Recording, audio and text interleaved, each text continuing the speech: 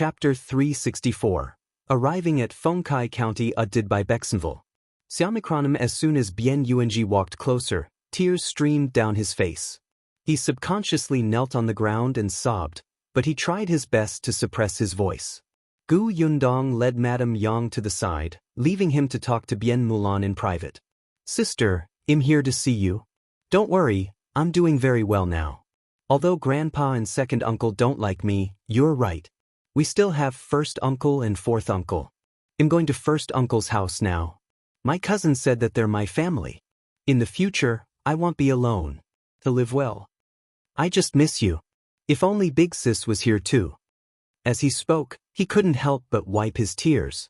I haven't found Father and Mother yet, but I know that they're definitely still alive. I'll definitely be able to see them. We're here today to move your grave. They'll bring you along to First Uncle's village. In the future, when we reunite with Father, Mother, First Uncle, and Fourth Uncle, you'll be able to see us. You won't be alone here. In the future, I'll visit you every year. Big Sis, he finally broke down in tears. Have a safe journey. He bent down and kowtowed heavily. It had been half a year. His elder sister had been gone for half a year, but Bian Yuanji still felt as if it was yesterday. Now, when he thought of Bian Mulan's voice and smile, he still felt as if his heart was being pricked by needles. Such a good sister was gone just like that. She was so young and had never enjoyed life. She had never had a child and had died at the most beautiful age. Her parents had not even seen her for the last time. Bian Yuanji pressed his forehead against the ground, but his heart was filled with bitterness. Finally, he couldn't help but cry out loud. His childish voice was filled with reluctance and despair. Madame Yang, who was not far away, could not help but lean on Gu Yundong's shoulder and whimper. Gu Yundong patted her soundlessly. After a long while, he walked forward and helped Bian Yuanji up, whose face was red from crying and he could barely breathe. As soon as the little thing stood up, his legs went weak and he fell to the ground uncontrollably. Shao Qingyuan came over to carry him down the mountain. After he left, Gu Yundong asked the villagers to help. With a sound, lift the coffin. Bian Mulan finally left the wilderness and prepared to return to her roots. Gu Yundong placed the cremated ashes into an urn and carefully wrapped them in cloth before handing them to Bian Yuanji. Bian Yuanji hugged her tightly and cried for a while before thanking her solemnly with red eyes. With Bian Mulan's matter settled, Gu Yundong did not stay any longer. After bidding farewell to Stinky Egg and his family, she set off on her return journey. After being away for so long, Gu Yundong was already eager to return home. She could not wait to see the two little fellows at home. Madame Yang also missed them. She held the two puzzles that Gu Yundong had made for her tightly in her arms and was ambitiously waiting to teach the two children how to play when she got home. Bian Yuanji, on the other hand, had been a little down for the past few days, but he gradually became nervous. After all, he was going to a strange place. Even though he had good friends there, he still felt uneasy. After leaving Stinky Egg's village, they did not follow the original path and took a shortcut. Finally, after more than half a month, they arrived at Fengkai County. It was not even noon yet. If they were fast enough, they could return to Yongfu village for lunch. Chapter 365. Yongfu village's change did by Bexenville. CM Fengkai County was very lively. Shen Sidian lifted the curtain and looked outside. She sighed.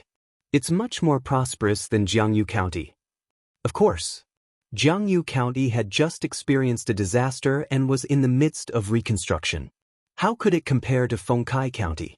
Bian Yuanji, who was in a daze, could not help but come over to take a look. There were many vendors on the road. All kinds of shouts and hawking sounded one after another. He even heard the sound of striking iron and the shouts of the waiters at the inn along the way. Everyone's faces were filled with smiles and satisfaction, as if they were from a different world than Jiangyu County. Gu Yundong sat beside him and said in a low voice, "Don't be afraid. We're just going to First Uncle's house. Think about it. You'll be able to see your best friend, Shu, soon. Aren't you happy?" "Of course I'm happy." Bian Yuanji immediately said, "Cousin, I'm not afraid. I'm just not used to it." Gu Yundong patted his head.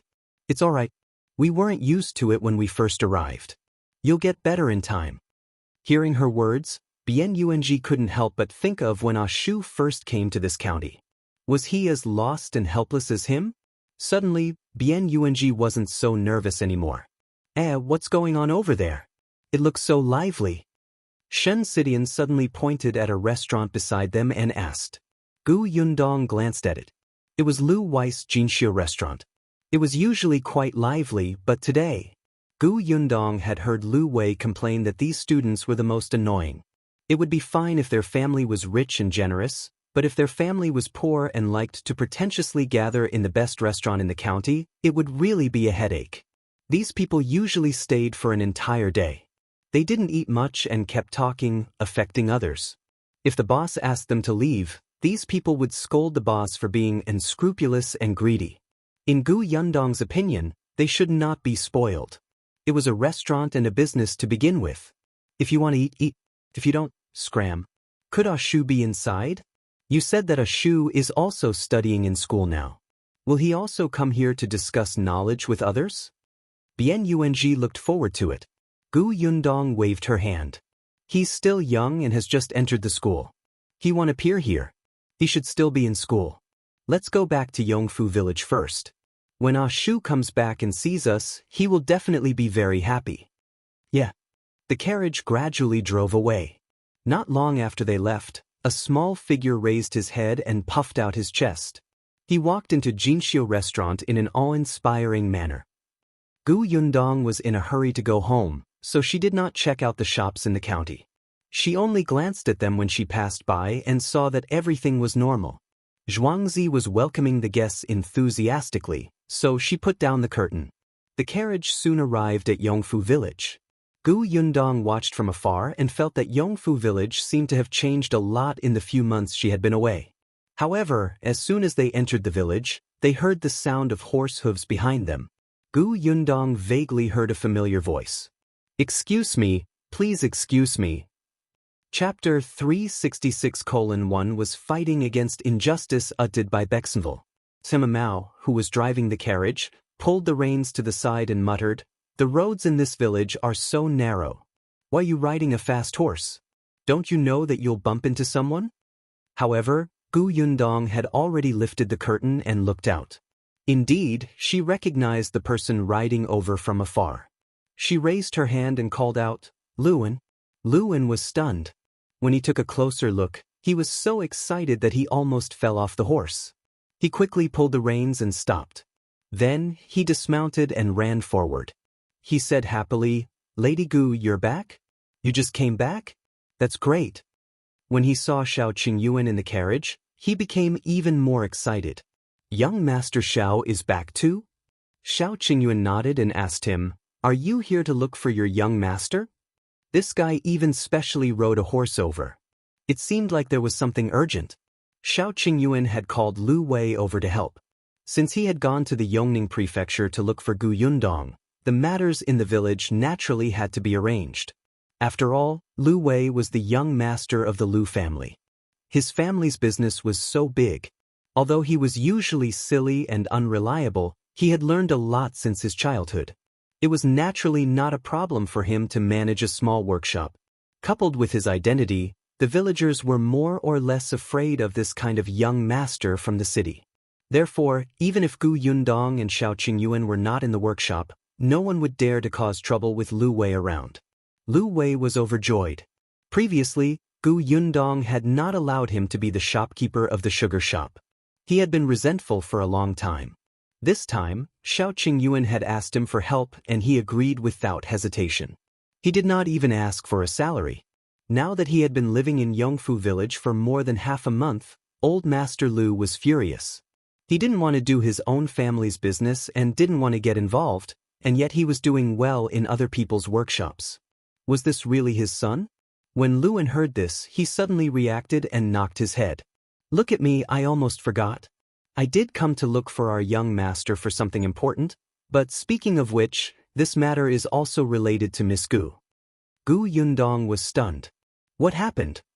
Luan was indignant. It's all because of the people from Dongyi Academy. Dongyi Academy? This name sounds familiar. Gu Yundong rubbed her chin and thought for a while. The corners of Lu Wen's mouth twitched. Miss Gu, have you forgotten?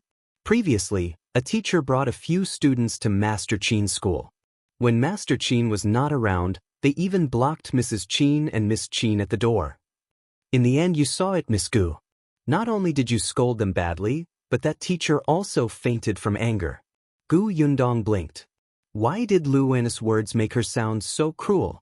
Not only her, but Mao, Shinsidian, and Bian Yuanji also looked at her in shock. It turns out that not only are you good at fighting, but you are also good at talking. You could actually make someone faint? And the other party was a master who had read a lot of books? What exactly did you say? Gu Yundong coughed lightly and said sternly, I couldn't bear to see them bullying the weak with numbers, so I was fighting for justice. What's with your gazes? Everyone nodded. I believe you. Gu Yundong was speechless. She turned her head and glared at Luan. She asked in an unfriendly tone, then what happened to Dongyi Academy? Could it be that they went to Teacher Qin's academy again? Not really. Chapter 367, Turning Around and Going to the County City did by Bexenville. Siem Luan felt very innocent. Why was she glaring at him? Wasn't he just afraid that Miss Gu wouldn't be able to remember, so he explained in detail? Dongyi Academy organized a scholarly gathering at the Jinxiu restaurant. They said that they wanted to discuss knowledge with the students in Master Qin's academy and communicate with each other. It sounds nice, but in fact, it's just that the two schools are fighting in the arena, and a few students from each side will compete. Gu Yundong frowned. I remember that the oldest in Qin Wenzheng school is only 12 years old. Is Dongyi Academy planning to bully the weak? That's right. That's what everyone says. That's why Dongyi Academy announced that the students participating in the competition from this academy will also be under the age of 10. Who doesn't know what they're thinking? To meet the requirement of being under the age of 10, they could find some 9-year-olds. Luan was very angry when he said that. Not only were Teacher Qin's students young, but there were also very few of them. There were less than 20 of them in total. However, Dongyi Academy had said that although Teacher Qin had few students, Teacher Qin's requirements for disciples were especially strict. Therefore, his students were all talented and smart prodigies. To be honest, Dongyi Academy was at a disadvantage. They had never seen such a shameless person. When scholars were shameless, nobody could compare to them. Where's Qin Wenjing? Shao Qingyuan asked. Luan pulled a long face. They only dared to be so arrogant when Mr. Qin wasn't around. 2 days ago, Mr. Qin left Fengkai County. It seems like there's something urgent. He hasn't returned yet. They were taking advantage of him. Gu Yundong thought about Qin Wenzheng's identity and found it easy to understand the sudden situation. That's why you're in such a hurry to look for your young master. Could it be that Lu is also involved? The corners of Lu Wen's mouth twitched. Then he looked at her sympathetically and said, It's not just our second young master. Miss Younger Brother is at Jinxiu restaurant now. Moreover, Dongyi Academy specifically asked him to participate in one of the competitions. They probably found out that he's your younger brother. They had suffered a loss at Gu Yundong's hands, and now they were trying to get it back from Gu Yunshu? How could that be? Gu Yundong could not help but laugh. Was there something wrong with the people of Dongyi Academy? She suddenly said to Mao, who was driving, Turn around and go to the county city. Now. Yes. Gu Yundong nodded. She thought for a moment and said, Go to the Gu house first and bring my mother, Sidin, and Yunji back. Luan knows the location. He's going to look for his young master. Let him tell Aunt Ku that I'm back. You should rest at home first. Go and the others said weakly, Can we go to that restaurant together? That's right. Miss, we can go and cheer for you. Didn't they say that the little master is only 6 years old? What if he gets bullied? We can go and help him. Gu Yundong was speechless. They were all scholars and used pens and mouths to fight. She turned around and saw that Shinsidian and Yuanji were also looking forward to it. Without asking, she knew that they wanted to follow her to watch the show. Madame Yang seemed to understand. She grabbed Gu Yundong's hand and asked, Is someone bullying Shu? I'll protect him. All right, let's go then. Gu Yundong waved at Luan, then we'll go first. You can come back after informing your young master. Also, tell Aunt Ku that we're back. We'll go home later. Luan only had time to say yes before the two carriages turned around and left. He could only run to his young master. Chapter 368, As Long as You're Happy did by Bexenville. CM Lu Wei was supervising work in the courtyard of the workshop. He had been very fond of coming here recently. It was not only because he felt a sense of accomplishment, but also because he could hear all kinds of gossip from the neighboring villages and the town. He could come over with a teapot and sit by the side and listen all day. The villagers in the workshop were originally a little afraid of him. They worked extra hard the moment he arrived and did not dare to say a word. Later on, they slowly got to know each other better before speaking freely. Moreover, they realized that young Master Lu actually liked to listen to gossip, so they racked their brains, even thinking of something that happened a few years ago. Lu Wei saw that they were skilled and did not slack off. He was also very easy to talk to. Unfortunately, the workshop would stop in a few days. The sugarcane harvesting season was almost over, and even the stock was about to run out. He could only regretfully close the shop first. Just as he was feeling dejected, he saw Lu En rushing over. "Young master, something happened?" He told Lu Wei about what happened at Dongyi Academy. When Lu Wei heard this, he pulled him and ran away without saying a word. "I knew that those poor scholars were indignant and hated Brother Qin. They would come and cause trouble sooner or later.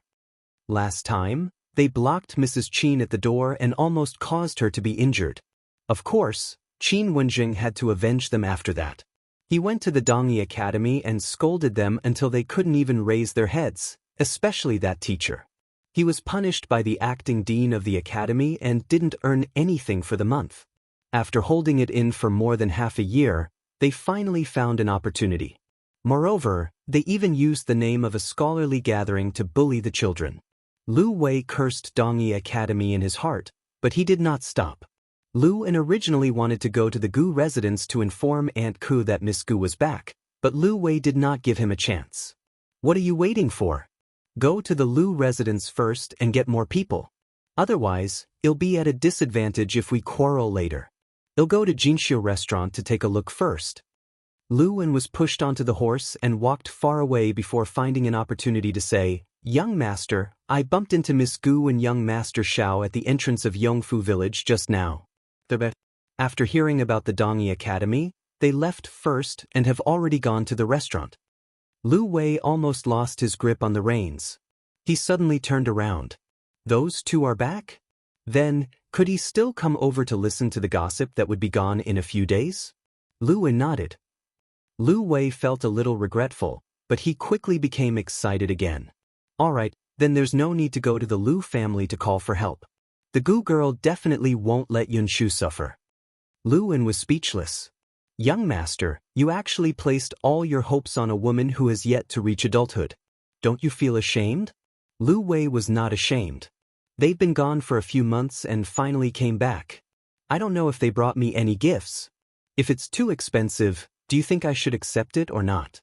If I accept it, I'll have to think about what gift to give back. It's troublesome, too troublesome. Lu En, what do you think of the painting in my study as a gift?" Lu En didn't want to say a word. "Young master, as long as you're happy, anything is fine." Gu Yundong and the rest were very fast. Before long, they returned to Fengkai County and arrived at the entrance of Jinshu restaurant. Previously, she had said firmly that Yunshu would definitely not appear here if he studied hard in school. She did not expect to be slapped in the face immediately. The staff of the Jinshu restaurant knew her and her relationship with the Lu family. He immediately led them around the crowd and brought them upstairs to the best private room. Chapter 369. Walk Proudly did by Bexenville. It was already very lively downstairs. Gu Yundong looked down and did not see Yunshu and Lu. He asked the waiter, "Where are your second young master and the rest?" Replying to Miss, "The students from the two academies are staying in the other rooms. The competition will not start for another hour. Second young master's academy's room is the second room on the left. Miss, do you want to go over and take a look?" "No need. Serve us food first. We've been traveling for most of the day." I'm exhausted. All right, the shop assistant replied and immediately went downstairs. After they left, Shinsidian asked in a low voice, Yundong, are we really not going to take a look first? Gu Yundong lowered her eyes and thought for a moment. Let's wait for a while. If they are preparing for the competition and we disturb them, it will only cause trouble. She felt that Yunshu was not an impulsive person. Lu Yi was more like a little adult. Since he had agreed, he should be confident. At this moment, in the second room on the left, there were more than 10 children standing or sitting. The oldest was only 12 years old. His name was Yi Junkin. He was solemnly patting Gu Yunshu's shoulder. Yunshu, you're the youngest here and the last to enter the school. Coupled with your sister, they will definitely target you. However, don't be afraid. We just have to win 2 of the 3 matches. Gu Yunshu had only been in school for less than half a year. In fact, the earliest students here came to the school 2 years ago. Lu Yi was only half a month earlier than Gu Yunshu. However, the difference was that Lu Yi was the young master of the Lu family. Even before he entered the school, he had been enlightened by his family. Compared to Gu Yunshu, who had fled thousands of miles to this place without enough food and clothes, his starting point was much higher. Although Gu Yunshu could read before he entered the school, he could only read. He had not even memorized the 3-character classic.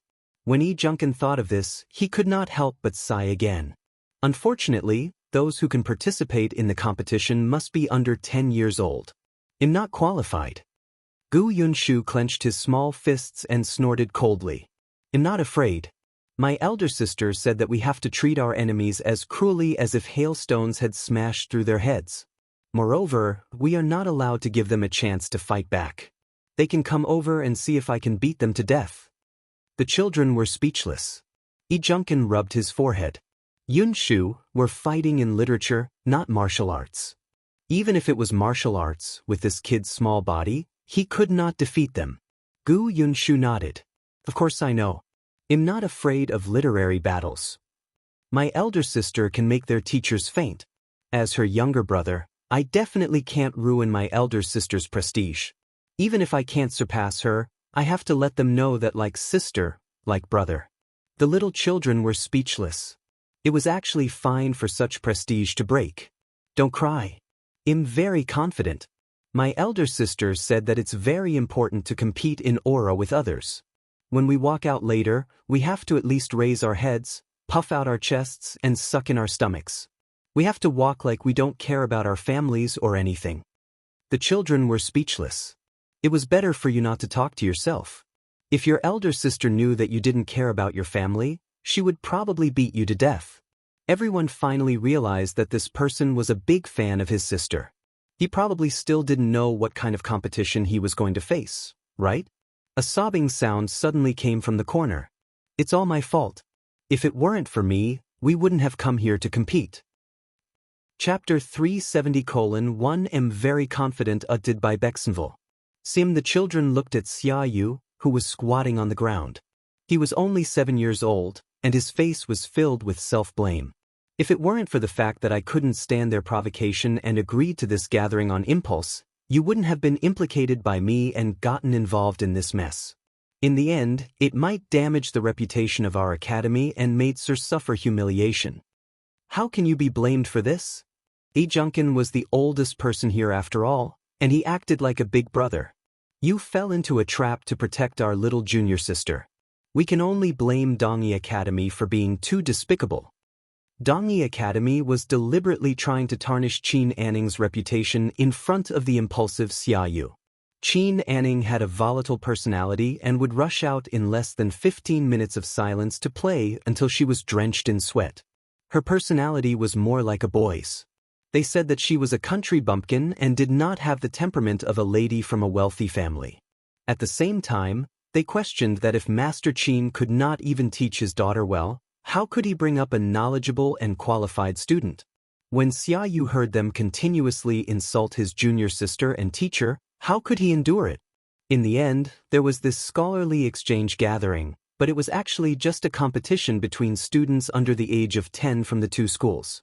Xiaoyu blamed himself, but the others felt that he had not done anything wrong. They all comforted him not to think too much. Gu Yunshu patted him on the shoulder and said, "At that time, any man would agree." "Oh man, you're just a 6-year-old kid. Don't say such things." Yi Junkin pulled Xiaoyu up. "Alright, now is not the time to talk about this. The competition will start soon. Let's go through the process again." As he spoke, he glanced at Gu Yunshu. The latter blinked. Why was this guy looking at him? He was very confident. Yi Junkin coughed lightly. He held a piece of paper in his hand and said, "There will be 3 matches this time. For the first round, we will set the question and name the candidate from the other side. We will let Lu Yi take the lead and compete in chess." Lu Yi's chess skills were very good. Even the teacher said that he was calm at such a young age and was neither arrogant nor rash. Those who had studied chess for more than 10 years were probably not his match. Therefore, even though Lu Yi was only 7 years old, it was most suitable for him to go on stage. After all, the other party students were not even 10 years old. Furthermore, they were the ones who designated the participant, so the chances of winning were very high. Let's have a good start in the first round. The second round will be difficult. The other party will set the question and the participating student on our side. Everyone turned to look at Gu Yunshu. Gu Yunshu felt a chill run down his spine. "Why are you looking at me?" Yi Junkin said, "The other party will most likely point at you in the second round. We don't know what question they set. Yunshu, if it's too difficult, just give up. Actually, it's not embarrassing. You've only studied for half a year. They were bullying you in the first place. If you lose this round, we still have the third round. So, don't feel too pressured and don't be affected by them. We have to have a strong heart. We can't be unable to recover from this setback, understand?" Yi Junkin did not fully explain the matter. The Dongyi Academy had paid a lot of attention to Gu Yunshu because of what happened to his elder sister last time. Yi Junkin was afraid that when he lost, they might say some nasty words to avenge their teacher's humiliation. However, Gu Yunshu was still young. When the time came, he would be dealt a huge blow. What if he got tired of studying? Chapter 371. I'll find someone to stabilize the situation did by Bexenville. Lu Yi thought so too. He put his hands behind his back and said to Gu Yunshu cautiously, "Why don't you pretend to be sick? That's not good." Yunshu was too energetic when he came in just now. "It's too fake to pretend to be sick now," a little kid said. Lu Yi was silent. He regretted not letting the waiters carry him in when he came in. Yi Junkin waved his hand. "That won't do. We can only compete. As long as Yunshu treats it normally." Everyone thought of Gu Yunshu's ability to comfort himself by talking to himself. He should probably be able to treat it normally. Therefore, the most important thing now is the third round. The third round will be set by the County Academy Overseer. He won't specify who will participate. When the time comes, we'll see who's good at solving the questions set by the Overseer. Although he said that, the 12-year-old Yi Junkin was thinking more. This County Academy Overseer was invited by Dongyi Academy. Although he was not biased in front of everyone, who knew if he would reveal the question to Dongyi Academy in private? It was a pity that the headmaster was not around. Otherwise, they would not be able to do whatever they wanted. Yi Junkin patted his face. He could not think about such a depressing thing. Now that things had come to this, he could only give it his all. He exhaled and clenched his fists. "Well, definitely win." The other children were stunned for a moment before they suddenly laughed and shouted together, "Well, definitely win."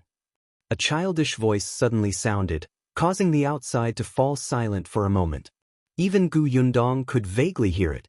The dishes from the Jinxiu restaurant were already placed in front of her. When she heard the sound, she was stunned for a moment before she smiled. At this moment, the door was suddenly pushed open. Immediately after, Lu Wei rushed over with a smile. "You're really back. Hey, why didn't you tell me in advance so that I could pick you up and welcome you back, right? Oh right, did you bring me any gifts? I don't want a lot. Anything is fine." Gu Yundong and Shao Qingyuan looked at each other and silently turned their heads away. When Lu Wei saw this, he was about to explode. "You didn't bring me anything? Alright. I brought something for you. It's in the carriage." Gu Yundong waved her hand. Did you rush over just to ask about the gift? I thought you were concerned about your brother. Lu Wei was stunned for a moment. When he heard that there was a gift, he was relieved and wasn't in a hurry to look at it. The surprise had to wait until the end. He sat down and drank a cup of tea. Of course I'm concerned about my brother. I didn't expect that little old man to cause such a scene. I just got someone to help. He called Lu a little old man.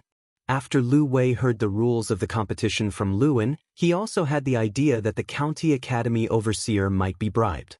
Therefore, he still got someone to send a message to Duan Jingyuan, who was in the county academy, and asked him to come over quickly to stabilize the situation. Therefore, he came a little late and only arrived when the others were eating.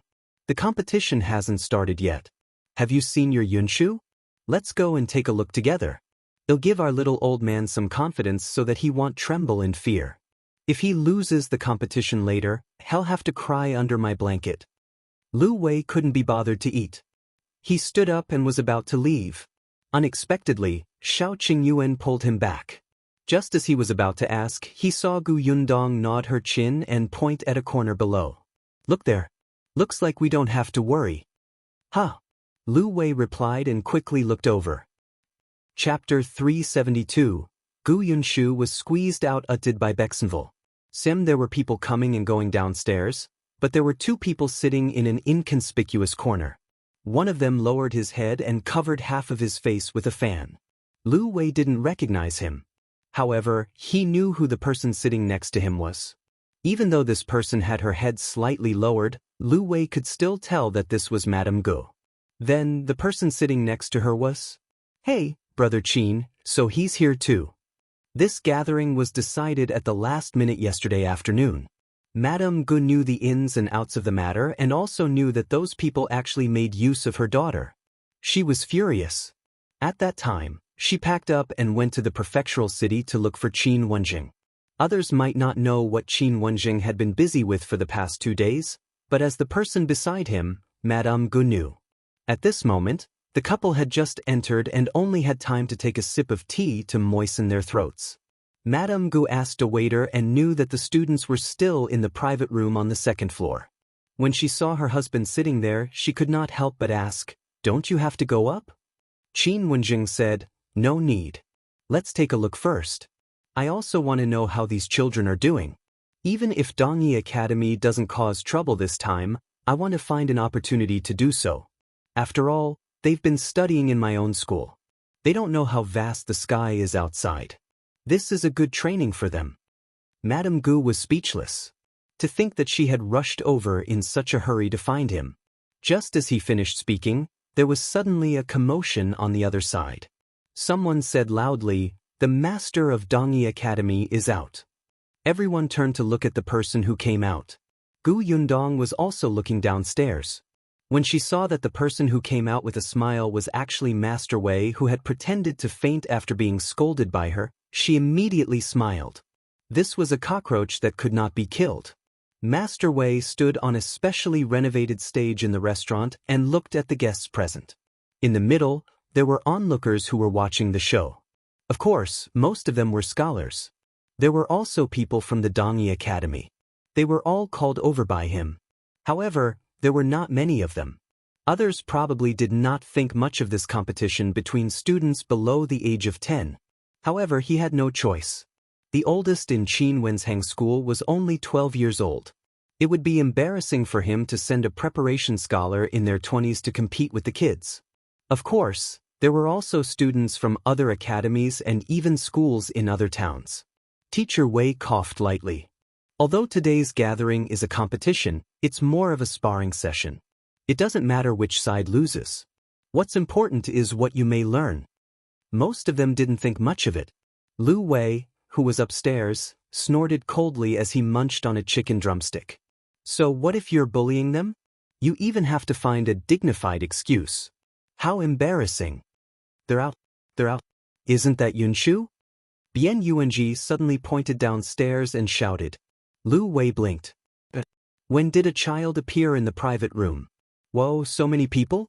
When did they arrive? Just as Lu Wei was about to ask, he saw Gu Yundong's lips twitch violently as she looked downstairs. The others were also laughing silently. He looked down suspiciously and saw Yunshu standing with his head held high and his chest puffed out. He looked straight ahead, as if he was about to go to the battlefield, and he was the last in the line. Moreover, because he was short, no one could see him. The crowd behind him squeezed him out of the line. Chapter 373. You're clearly short, uttered by Bexenville. CM Yunshu was dumbfounded. He swayed twice before stabilizing himself. He glared at the team that was a meter away from him, his little face squeezed into a ball. Lu Yi, who was still standing at the second last place, felt that something was wrong. He turned his head but did not see anyone. Hence, he quickly squeezed over and held his hand as he followed. Yunshu, don't walk around. There are many people here. If you're alone, what if you're kidnapped by the Dongyi Academy? Teacher Wei from Dongyi Academy, who had just walked over to greet them pretentiously, was speechless. We are scholars. Scholars, not robbers. You are ruining the reputation of our academy. He was so angry that he did not want to speak, but Yunshu still nodded seriously. I know. I was pushed out just now. I suspect that this is Dongyi Academy's scheme. Fortunately, you discovered it early. Master Wei, you're the one who's short. When Lu Yi heard this, he tightened his grip on Lu Wei's hand. Lu Wei, who was upstairs, laughed out loud and almost fell out of the window. Shao Qingyuan couldn't stand it anymore. He grabbed his robe and pulled him back. Ha ha. Lu Wei couldn't stop at all. Did you see Master Wei's expression? Although I didn't hear what our little old man said, I don't think it was anything good. Ha ha. And Yunshu was actually squeezed out. Look at his expression. I'm dying of laughter. Yundong glanced at him and said with a fake smile, continue to smile. I'll convey everything you said to Lu Yi and Yunshu. Burp. Lu Wei's laughter stopped abruptly. I'm joking. Don't tell them. What if those two children cry? He quickly changed the topic. Hey, who are these people? I've never seen them before. Yundong briefly introduced them. This is my cousin, Bian Yuan. This is Shinsidian. The four people over there are Ah Mao, Ah Shu, Ah Go, and Ah Zhu. Lu Wei's forehead twitched. Could their names be more creative? However, he did not seem to have seen the Gu family's father. There was only a cousin. It seemed that he had not been found. Lu Wei sighed inwardly. He wanted to comfort her, but he felt that she didn't need it, so he simply turned his head to look at the situation downstairs. At this moment, the students from both sides had already gone on stage. The students on Master Qin's side ranged from tall to short. It was obvious that they were of all ages. On the other hand, although Dongyi Academy was also filled with young students, they were at most 1 or 2 years apart in age. There were definitely no children below the age of 8. Discussions were going on below the stage, but Master Wei was scoffing in his heart. They had agreed on a competition between people under the age of 10. If the other school could not find anyone old enough, they could not blame him, right? Teacher Wei coughed lightly and said, the rules have been said before. There will be 3 competitions. The first 2 competitions will be set by the 2 sides in turns. The third competition will be hosted by educator Lu from the county school. Now let's begin. The people on both sides left the stage. The surrounding students saw that not only was there a teacher accompanying Dongyi Academy, but there were also older students. Those students below the age of 10 had them as their backing. All of them were full of confidence and high spirits. On the other side, everyone sighed. The headmaster was not around. The oldest was only 12 years old. They looked like a group of weak, pitiful, and helpless children. Junkin took a deep breath and turned to ask Lu Yi, are you ready? Yes. Lu Yi nodded with a tense expression. No problem. Chapter 374. Learning from Big Sister Utted by Bexenville. With that, Lu Yi strode forward. With his hands behind his back, he said in an old-fashioned manner, our first match is chess. I'll compete. Junkin took out the chess pieces and placed them on the high platform. Dongyi Academy had no objections and let Lu Yi choose his opponent. Lu Yi looked at the students and finally pointed to the last one. Him. The teacher had said that chess players had to be calm and patient. They had to slowly figure out the strategy for the game. Otherwise, they would lose everything if they made a single mistake. Hence, after looking around, Lu Yi chose the person who looked the most impatient. That person also walked out of the group and stood on the stage with his hands behind his back. He and Lu Yi greeted each other and sat on the two sides of the chessboard. One of them held a black piece while the other held a white piece. The person who acted as the referee was the overseer. When it came to chess, winning was winning. The main role of the referee was to prevent people from regretting their moves or spending too much time. However, they were all self-proclaimed scholars here, so they naturally did a good job on the surface. They would not regret their moves or go back on their word. Lu Yi was mentally prepared, but he did not expect the other party to admit defeat within half an hour. I really don't have much talent in chess. I'm destined to lose, so I won't waste everyone's time. Let's move on to the next game. He was straightforward and generous, admitting defeat readily. On the contrary, many people felt that this person had the bearing to lose.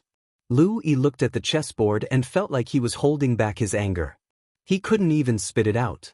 This person's chess skills were indeed average, but he could clearly last for a period of time. However, if they continued to play, Dongyi Academy would only lose even more miserably. It might even highlight Lu Yi's superb chess skills at such a young age. How could Teacher Wei allow them to step on his students' weaknesses to improve their reputation? Therefore, he decided to surrender halfway. After all, the second round was the focus of his preparations. Upstairs, Lu Wei frowned. The other party did it on purpose, right? Our little old man looks very unhappy. Gu Yundong lowered her eyes. It seemed that they were not only going to humiliate the losers, but also the winners. This scholar's scheming made people feel inferior. Downstairs, Madame Gu also frowned. You really don't need to go over? Qin Wenzheng shook his head. No need. Lu Yi will be able to adjust himself soon. As expected, as soon as he finished speaking, Lu Yi pursed his lips and solemnly walked to Gu Yunshu's side. Next, it's up to you. Remember, if the other party is too strong and chooses your weakness, then you should be like that person just now and admit defeat quickly. In any case, Yunshu was the youngest. No one would laugh at him. However, the effect might not be too good after copying Dongyi Academy's method. Everyone might even find it boring. No one wanted to see someone admit defeat so early. The first round was fine, but if the second round was still like this, they would be criticized. Gu Yunshu clenched his fists. I won't admit defeat. At most, he would scold the other party until they fainted. He would learn from eldest sister. As expected, a student from Dongyi Academy chose Gu Yunshu as his opponent. There was even a malicious smile on his face as he looked at him provocatively. Yunshu walked up the stage calmly. The other party was taller than him. He puffed up his cheeks and was a little angry. When he looked up, his neck was tired, so he decided to keep his eyes lowered. Hence, the other party's provocative gaze was ignored by him. Chapter 375. Comparing in Sketch? Uttered by Bexenville. Master Wei looked at the two of them and said with a smile, the second round is a competition of painting. Painting? Yi Junkin and Lu Yi looked at each other. It was over. Yunshu was still learning the basics and had just drawn it twice. It was obvious that the other party was very skilled. Master Wei saw that they were anxious and seemed to be unsatisfied. He continued, moreover, our painting this time will be different from before. Our academy has recently taught us a new painting method. It can draw people vividly, as if they are directly copied. As he spoke, he looked at Gu Yunshu. I heard that your teacher has been learning this painting technique recently. I believe he has already taught you. Since everyone hasn't been learning for long, this competition is naturally the fairest. Yi Junkin was a little annoyed. They had never learned any new painting techniques. This Master Wei was talking to himself and even wanted to step on them. He was simply detestable. The other students wanted to speak, but Yi Junkin stopped them. There's no need to make meaningless arguments. Otherwise, well, fall before the competition even begins. He pursed his lips and said in a low voice, let's see what the new painting method they're talking about first. They could not shout at this moment, or they would only embarrass themselves further. Looking at Master Wei's expression, It was obvious that he was waiting for them to refute. Now that he saw that they were silent, there was still a trace of regret on his face. Teacher Wei could only turn his attention to Yunshu and ask, "Do you have any questions?" Yunshu shook her head, full of confidence. "No problem." Not far away, Wenzheng sighed. "Newborn calves are not afraid of tigers. This kid is just like his sister. Isn't he fine? From the looks of it, he won't collapse even if he loses." Although Madame Gu was worried, she was still amused by Yunshu. Teacher Wei snorted secretly and asked someone to bring the items up. 2 tables, 2 chairs, a few sheets of paper, 2 charcoal pencils. Gone. The people below looked at each other in confusion. Painting, brush, ink, paper, and inkstone were always the most basic equipment when it came to painting. Now there was only brush and paper, and it was a charcoal brush? Yunshu touched his chin and looked at the familiar thing. He sat down properly. Master Wei said, "Today, you will use this charcoal brush to paint." How about painting me?" He then asked the waiter for a chair and sat upright on it. He placed his hands on the armrests of the chair and looked straight ahead, seeming unfathomable. The students from Dongyi Academy nodded. "I'm fine." With that, he sat down and pondered for a moment with the charcoal brush in his hand before starting to work. Yundong, who was in the private room on the 2nd floor, was shocked. The new drawing method they were talking about was sketching? She narrowed her eyes slightly. So someone had already figured it out on their own. She just didn't know how effective it would be. The people downstairs were all craning their necks to look up at the high platform. There were also people whispering, especially the scholars, who seemed even more anxious. On the high platform, only the students of the Dongyi Academy were drawing. One moment he was painting, and the next moment he was looking at Teacher Wei. It looked like he was quite serious. Yunshu did not move. No one knew what he was thinking, but he would occasionally look at the other party's painting. On the other hand, Junkin and Lu Yi were a little anxious. Since he was not doing anything, why not just admit defeat? Junkin's expression was serious. Just as he was about to speak, Lu Yi suddenly tugged at him. "Look at Yunshu." Junkin was stunned. He looked up and saw that Yunshu had already picked up a charcoal brush and was lowering his head to paint. Chapter 376, Don't Move Utted by Bexenville. CM Yunshu's painting method was different from that of the Dongyi Academy. He first drew a few simple strokes before continuing to draw lines. Short straight lines, long straight lines, horizontal lines, vertical lines, diagonal lines, and various other lines crossed. Everyone shook their heads when they saw this. This is because he can't draw it. He's starting to mess around. I don't think the teacher in his school has taught him at all. The little boy just now has been looking at the drawings of his opponent. Does he want to learn it now? But the other side doesn't draw like him. So he didn't learn it and started drawing randomly? Teacher Wei turned his head slightly and took a glance as well. He immediately smiled. Yunshu suddenly shouted, "Don't move. Since you want to be a model, you have to be professional. Otherwise, it will affect my painting." "Mo model? What was that?" Everyone's mind was filled with question marks. They didn't quite understand what he meant. However, Mr. Weiss's face was flushed red. Although he did not understand what the model meant, he understood that he was moving around and affecting the kid's painting. He flew into a rage out of humiliation. "You're painting? You're doodling randomly like an expert. Let's see how you end up later." Although he thought so in his heart, he really stopped moving. The student of Dongyi Academy was still focused. In fact, he had already drawn Master Wei before. From the complete lack of resemblance, the lines slowly curved. There were already many drawing papers lying in his bookshelf. Yunshu's lines were almost done. He began to draw slowly and emphasized some areas. Gradually, the originally messy lines were connected, forming his eyes and nose as if they were alive. Like a magic trick, they suddenly became three-dimensional and turned into a face. Hiss! The people nearby couldn't help but widen their eyes. He looked at the painting, then at Master Wei, and then at the painting. They were really the same. Master Wei frowned subconsciously. The whispers in his ears gave him a bad feeling. But he could not move, lest Yunshu lost and blamed it on him. The Dongyi Academy student heard it too. He frowned slightly but did not look in Yundong's direction. It was fine. He was already very familiar with it. How could he lose to this brat? Just a little bit more to finish the drawing. However, Yunshu was faster. He put down the charcoal brush and heaved a sigh of relief. Unexpectedly, when he looked up, everyone was looking at him. Yunshu was suddenly worried. Had he drawn it wrong? He had started learning to sketch since a long time ago. He was very interested in Big Sister's drawing of the structure of the house. At that time, Big Sister had taught him to draw the simplest square wooden box. Later on, he drew pears, vegetables, cups, jars, and various other things. Then he drew people.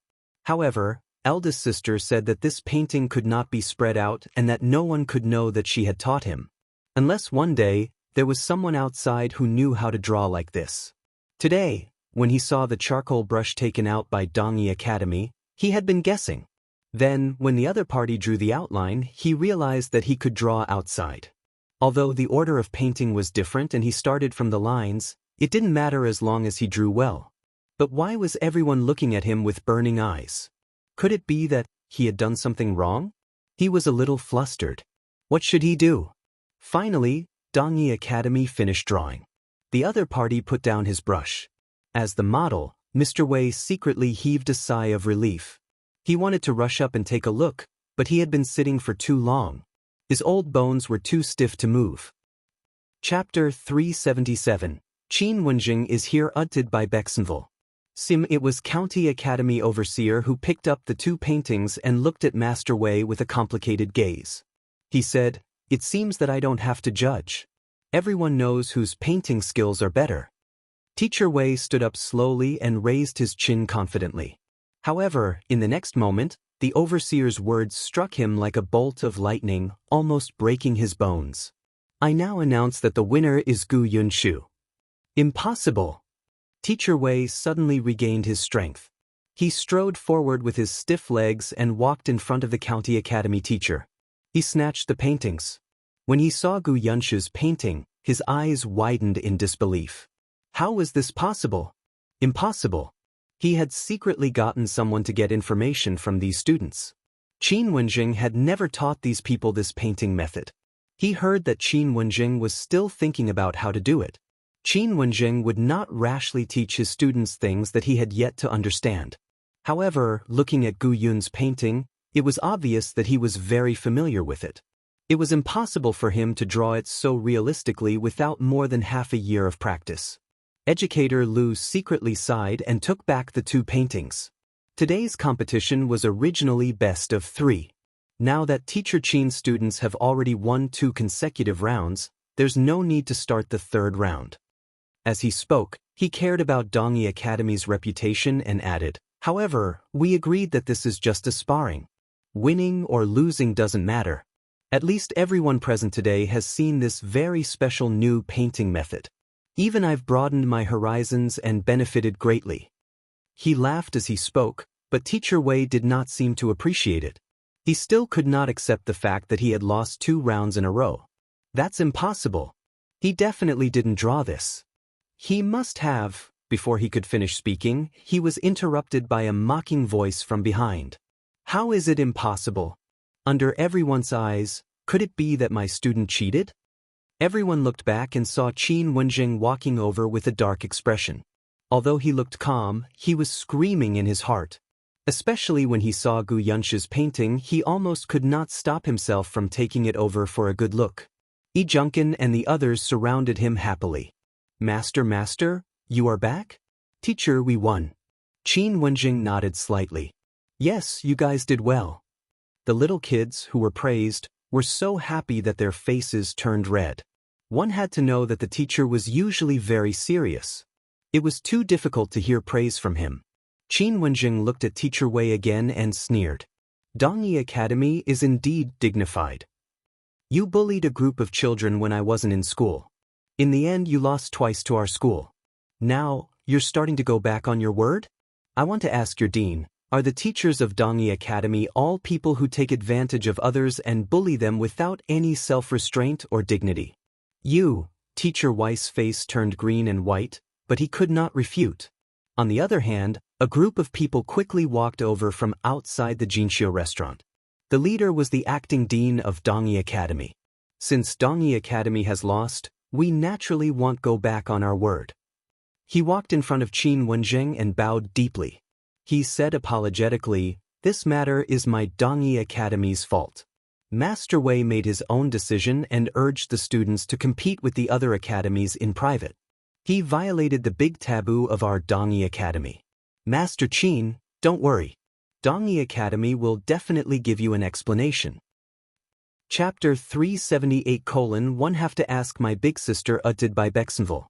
CM Qin Wenjing glanced at him. He had a good impression of this acting dean. Last time, he had indeed severely punished Mr. Wei. Unfortunately, this person did not learn his lesson and insisted on making mistakes again and again. Hence he nodded. In that case, I'll wait. He did not want to completely offend them. After all, even if he did not care, his students still had to care about their reputation. Continuing to be aggressive would make their future path difficult. Moreover, Qin Wenjing was secretly looking for an opportunity to stir up trouble and get the people from Dongyi Academy to come out and spar. On the other side, Master Weiss' expression changed drastically. Dean Cui. Dean Cui looked at him coldly. You ruined the Academy's reputation because of your own selfishness.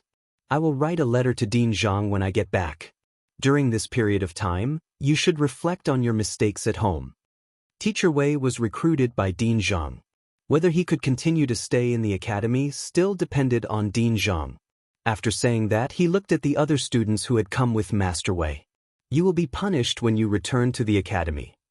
The students immediately lowered their heads. No one dared to speak. Teacher Wei was indignant. He wanted to say something, but he was pulled away by the people brought by Dean Cui. Dean Cui apologized to Qin Wenjing again. Then he'll leave first. If there's a chance, he'll ask Master Qin for guidance on paintings. Before he left, he took another look at Gu Yunshu's portrait. The people from Dongyi Academy left one after another. Everyone could not help but look at Master Qin and the other students. Gu Yunshu, in particular, became the center of attention. However, how could Qin Wenjing not know what they were thinking? At this moment, he also had a stomach full of questions. Therefore, he expressionlessly rejected the County Academy overseer's invitation and brought the students upstairs to the private room. As soon as he entered, he restrained his thoughts and asked Yi Junkin about the specific situation of this incident. Then he praised the little kids in satisfaction. Only then did she ask Gu Yunshu sternly, "Who taught you that painting?"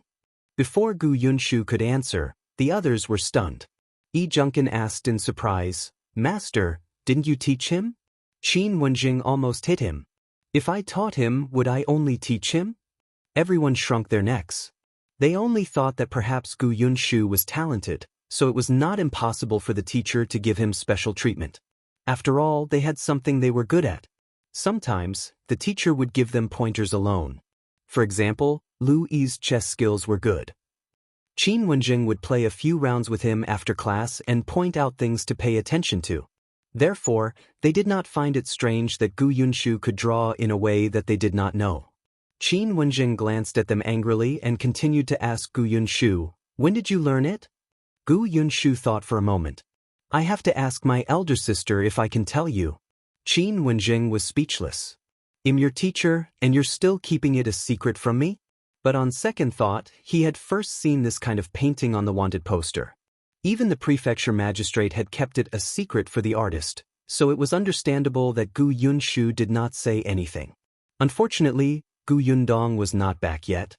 Just as he was thinking about it, there was a knock on the door. Qin Wenjing frowned. The students downstairs must have refused to give up and wanted to ask about the painting. Seriously, he hadn't even asked it yet. These people were so annoying. Qin Wenjing opened the door impatiently. "What do you want?" "I'm busy." Chapter 379. Siblings Meet Utted by Bexenville. Sim, the person standing at the door, smiled. "Master Qin, long time no see." Qin Wenjing widened his eyes in shock. You, Gu Yundong? You're back? When Gu Yunshu heard the familiar name, he hurried out of the private room. When he saw his eldest sister, his eyes lit up. Big sis, you're back? When did you come back? Why you here? Did you see my competition just now? Wasn't it great? I listened to you well. When others came to bully me, I was imposing. He was overjoyed. After nagging for a while, his eyes turned slightly red again. Big sister, I was obedient and took good care of little sister. Every day she ate well, drank well, and wore warm clothes. She didn't fall sick. The teacher said that I've improved a lot in my studies. Aunt Ku also said that I'm like an older brother. I just missed you and mother and looked forward to your return every day. The child was extremely obedient. Gu Yundong's heart ached and softened. After not seeing each other for a few months, Gu Yundong realized that this kind of kinship was really heartwarming and unforgettable. She squatted down and gently stroked his head. Yes, I know. Yunshu is very obedient and sensible. You're a little man now. Gu Yunshu puffed out his chest and nodded vigorously. She grinned. After speaking to Gu Yundong, he looked at the person behind her and immediately threw himself into Madame Yang's arms. Mother! Ah, Shu is great. Madame Yang picked him up, her eyes red. Gu Yunshu smiled even more happily. However, when he looked around and did not see Gu Dajiang, the smile on his lips could not help but droop. Sister, didn't you find father? Gu Yundong secretly took a deep breath. Father is not in Qingyuan Prefecture, but don't worry. Father is fine. He will be found. At the very least, everyone in Qingyuan Prefecture who saw Gu Dajiang said that he had left the city gates safely. If he could survive the disaster and remained safe despite the chaos in Qingyuan Prefecture, he would definitely be fine in the future. When she saw that Gu Yunshu still looked a little sad, she quickly brought the timid and uneasy Bian Yuanji over. Look who this is. Bian Yuanji was very nervous. He had regarded Gu Yunshu as his best friend, but Yunshu seemed to have many classmates and friends now. They were all knowledgeable and capable friends. He suddenly felt inferior and helpless. Madame Yang had already put Gu Yunshu down. Hearing this, he could not help but take a few more glances at Bian Yuanji. After a while, his eyes lit up. He rushed over and grabbed his hand. Yuanji, right, cousin Yuanji? Your cousin Yuanji? Shu, it's me. Bian Yuanji was very happy that he still remembered him. Gu Yundong smiled. Your cousin Yuanji will be staying with us from now on. He just came and is not familiar with Yongfu village or Fengkai county. You can bring him around later. Gu Yunshu nodded vigorously. Leave it to me. He patted his chest and happily introduced Bian Yuanji to Lu Yi and the rest. Gu Yundong heaved a sigh of relief. With Yunshu around, Yuanzi's temperament should become more cheerful. But in the next moment, Gu Yundong suddenly felt someone staring at her. She suddenly turned around and met Qin Wenzheng's covetous gaze. Gu Yundong was speechless. Why did she feel that her life was in danger? Chapter 380. That painter was actually Gu Yundong? Uttered by Bexenville. CM Gu Yundong was not the only one who felt the danger. Even Shao Qingyuan could not help but frown and stand between them. Perhaps only Madame Gu knew what her husband's gaze meant. She touched her forehead and walked over to talk to Gu Yundong. When did Yundong come back? I just came back. I heard about what happened here, so I came over to take a look. I haven't returned home yet. Gu Yundong said as she walked in. However, Qin Wenjing kept following her, looking like he wanted to say something but hesitated. Gu Yundong could not take it anymore. Master Qin, if you have something to say, just say it. Well, Qin Wenjing was still a little embarrassed. After all, this matter was actually quite difficult. The prefecture magistrate was so tight-lipped that he refused to reveal a single word. Wasn't it making things difficult for Gu Yundong if he asked her? However, he could not help but ask in a low voice, Who taught Yunshu how to draw? Gu Yundong was stunned. She did not expect him to look at her with such a burning gaze just to ask this. The corners of her mouth twitched. Suddenly, she seemed to have thought of something and asked, Do many people know how to draw like this now? Qin Wenjing was a smart person and quickly reacted. He immediately nodded and said, "Indeed, many people have already learned it. I know of 3 painters in the prefecture capital. They have been practicing since they saw the wanted poster back then.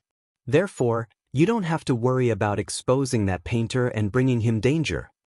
"You're painting too?" Qin Wenzheng admitted straightforwardly, "Yes, and my painting skills are better than those painters in the prefecture capital. It's just that I keep feeling that something is missing. When I saw Yunshu's painting today, I suddenly felt enlightened. However, I can tell that he's still a beginner after all. He's still too young." Yundong fell into deep thought. Since the painters in the prefectural city knew how to do it, even if their drawings were average, at least if she created a missing person notice, it would not seem unique.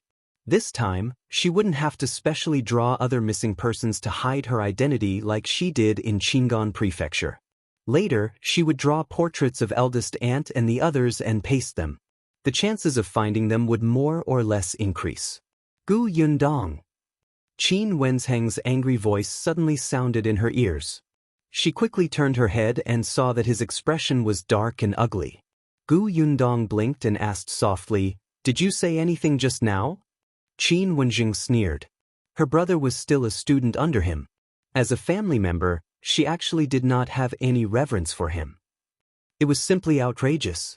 It was Shao Qingyuan who said, "Master Qin asked you, who is the master who taught Yunshu to paint?" "It's me." There was nothing she couldn't say now. Qin Wenzheng was so angry that he laughed. You? You really take yourself seriously?" Yundong raised her eyebrows and smiled. Qin Wenzheng frowned and took a few more glances at her.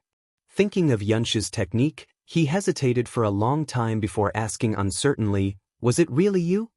"If you don't believe me, ask Yunshu." Qin Wenzheng gasped. The person he had tried so hard to find was actually Yundong? This person was right in front of him, but he actually didn't know. Qin Wenzheng rubbed his chest. He felt that he had to calm down. After a while, he raised his head again. His eyes were shining as he looked at Yundong excitedly. "Tell me, what's so special about this painting method? What's the best way to start and what's the main point?" "Sure." Yundong smiled.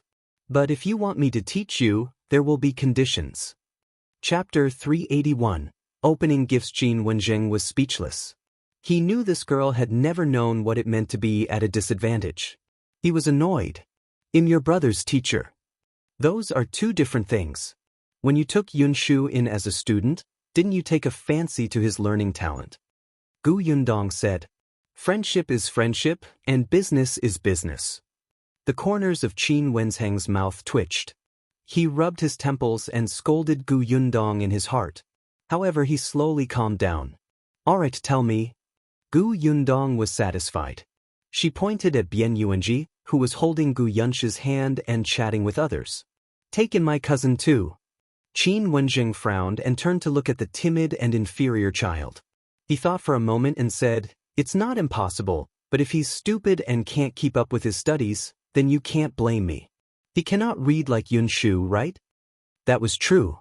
Yunshu had Jiang. Although eldest Aunt Gu had also learned a few words when she was young, she could not learn a lot in that environment. Moreover, she had forgotten most of it. After Yunshu was born, eldest Aunt Gu had probably only taught him less than 10 words. He did not have a foundation like Yunshu's, but Yundong still felt that she should send him to school. Now that the conditions allowed it, reading and literacy were the most basic things for her. "Just teach him, Master Qin. It's not like I want him to take the high scholar examination and return as an honorable scholar. Studying can make people wise. It's better than knowing nothing." There was a rare hint of praise in Qin Wenzheng's eyes when he looked at her. There were too few people in this world who had such thoughts. For example, which of these little kids in front of him didn't study for the imperial examination? When it came to Yundong, she really studied for the sake of studying. "All right, since we've made a deal, you can tell me about the problem with the painting, right?" Madame Gu couldn't stand it anymore and pulled him back. "Yundong has just returned to Fengkai County and hasn't even come home yet, but you're already asking her all sorts of questions. At least let her go home to see her family. We can talk about other things after resting." Only then did Qin Wenzheng react. He coughed lightly and said, "All right, I don't mind waiting 2 more days anyway. The competition here has ended. Take Yunshu home first. Then we'll leave." Gu Yundong also wanted to go home, so she called out to Yunshu. The latter immediately bade farewell to his friends and held Bian Yuanzi's hand. From the beginning to the end, he had never let go of his hand. Their palms were sweaty. However, Bian Yuanji was very happy. The uneasiness of meeting a friend he had not seen in a long time in a strange place seemed to have been soothed. Shinsidian, Cat and the rest were still in their original room. When Gu Yundong returned, he happened to see Lu Wei asking a few people about what he had seen and heard along the way. At the same time, he wanted to find out what gifts Gu Yundong and the rest had prepared for him. Gu Yundong was speechless. "Your brother is next door. Why don't you go and comfort him? Are you his elder brother?" She ignored Lu Wei and introduced the others to Yunshu. Then, under his curious gaze, she asked Mao to take a box from the carriage and handed it to Lu Wei. Then she left him behind and the group returned to Yongfu village happily. Lu Wei held the gift box and didn't care if they left or not. He sat in the private room and opened it happily. Chapter 382, the villagers pointing at them. However, in the next moment, the corners of Lu Wei's mouth drooped. His fingers trembled as he took out the thing in the box. Dried bamboo shoots? This was the gift she had given him? Lu Wei was so angry that he wanted to die. He angrily stuffed the bamboo shoots back into his pocket, picked up the box, and was about to smash it on the ground. After thinking about it, he was indignant. He closed the box and stuffed it into Lu N's hands. "Take it back to the residence. Eat them tonight and cook them all. Let my father and the others have a taste. Let them feel Gu Yundong's sincerity." Her sincerity? To think that his father was full of praise for this person. Look, the capable young lady he mentioned was so bad at conducting herself. However, when everyone in the Lu family ate the crispy dried bamboo shoots that night, coupled with the secret seasoning that was sent over along with the dried bamboo shoots, they truly felt Gu Yundong's sincerity. Old Master Lu even said, "I heard that the Feng County in the Yongning Prefecture produces spring bamboo shoots. In the past, someone sent me local dried bamboo shoots, but they didn't taste as fresh and tender as this. Especially since the Yongning Prefecture has just experienced a disaster, it's not easy to find such good dried bamboo shoots. That girl, Yundong, is very considerate." Lu Wei did not want to say anything. He would eat first as a form of respect. Tomorrow he would go to Yongfu village to visit Gu Yundong and ask for more. Gu Yundong did not know that this person had previously despised the things she had given him, and now he wanted to take advantage of her again. After giving the gift to him, she got into the carriage and returned to Yongfu village without stopping.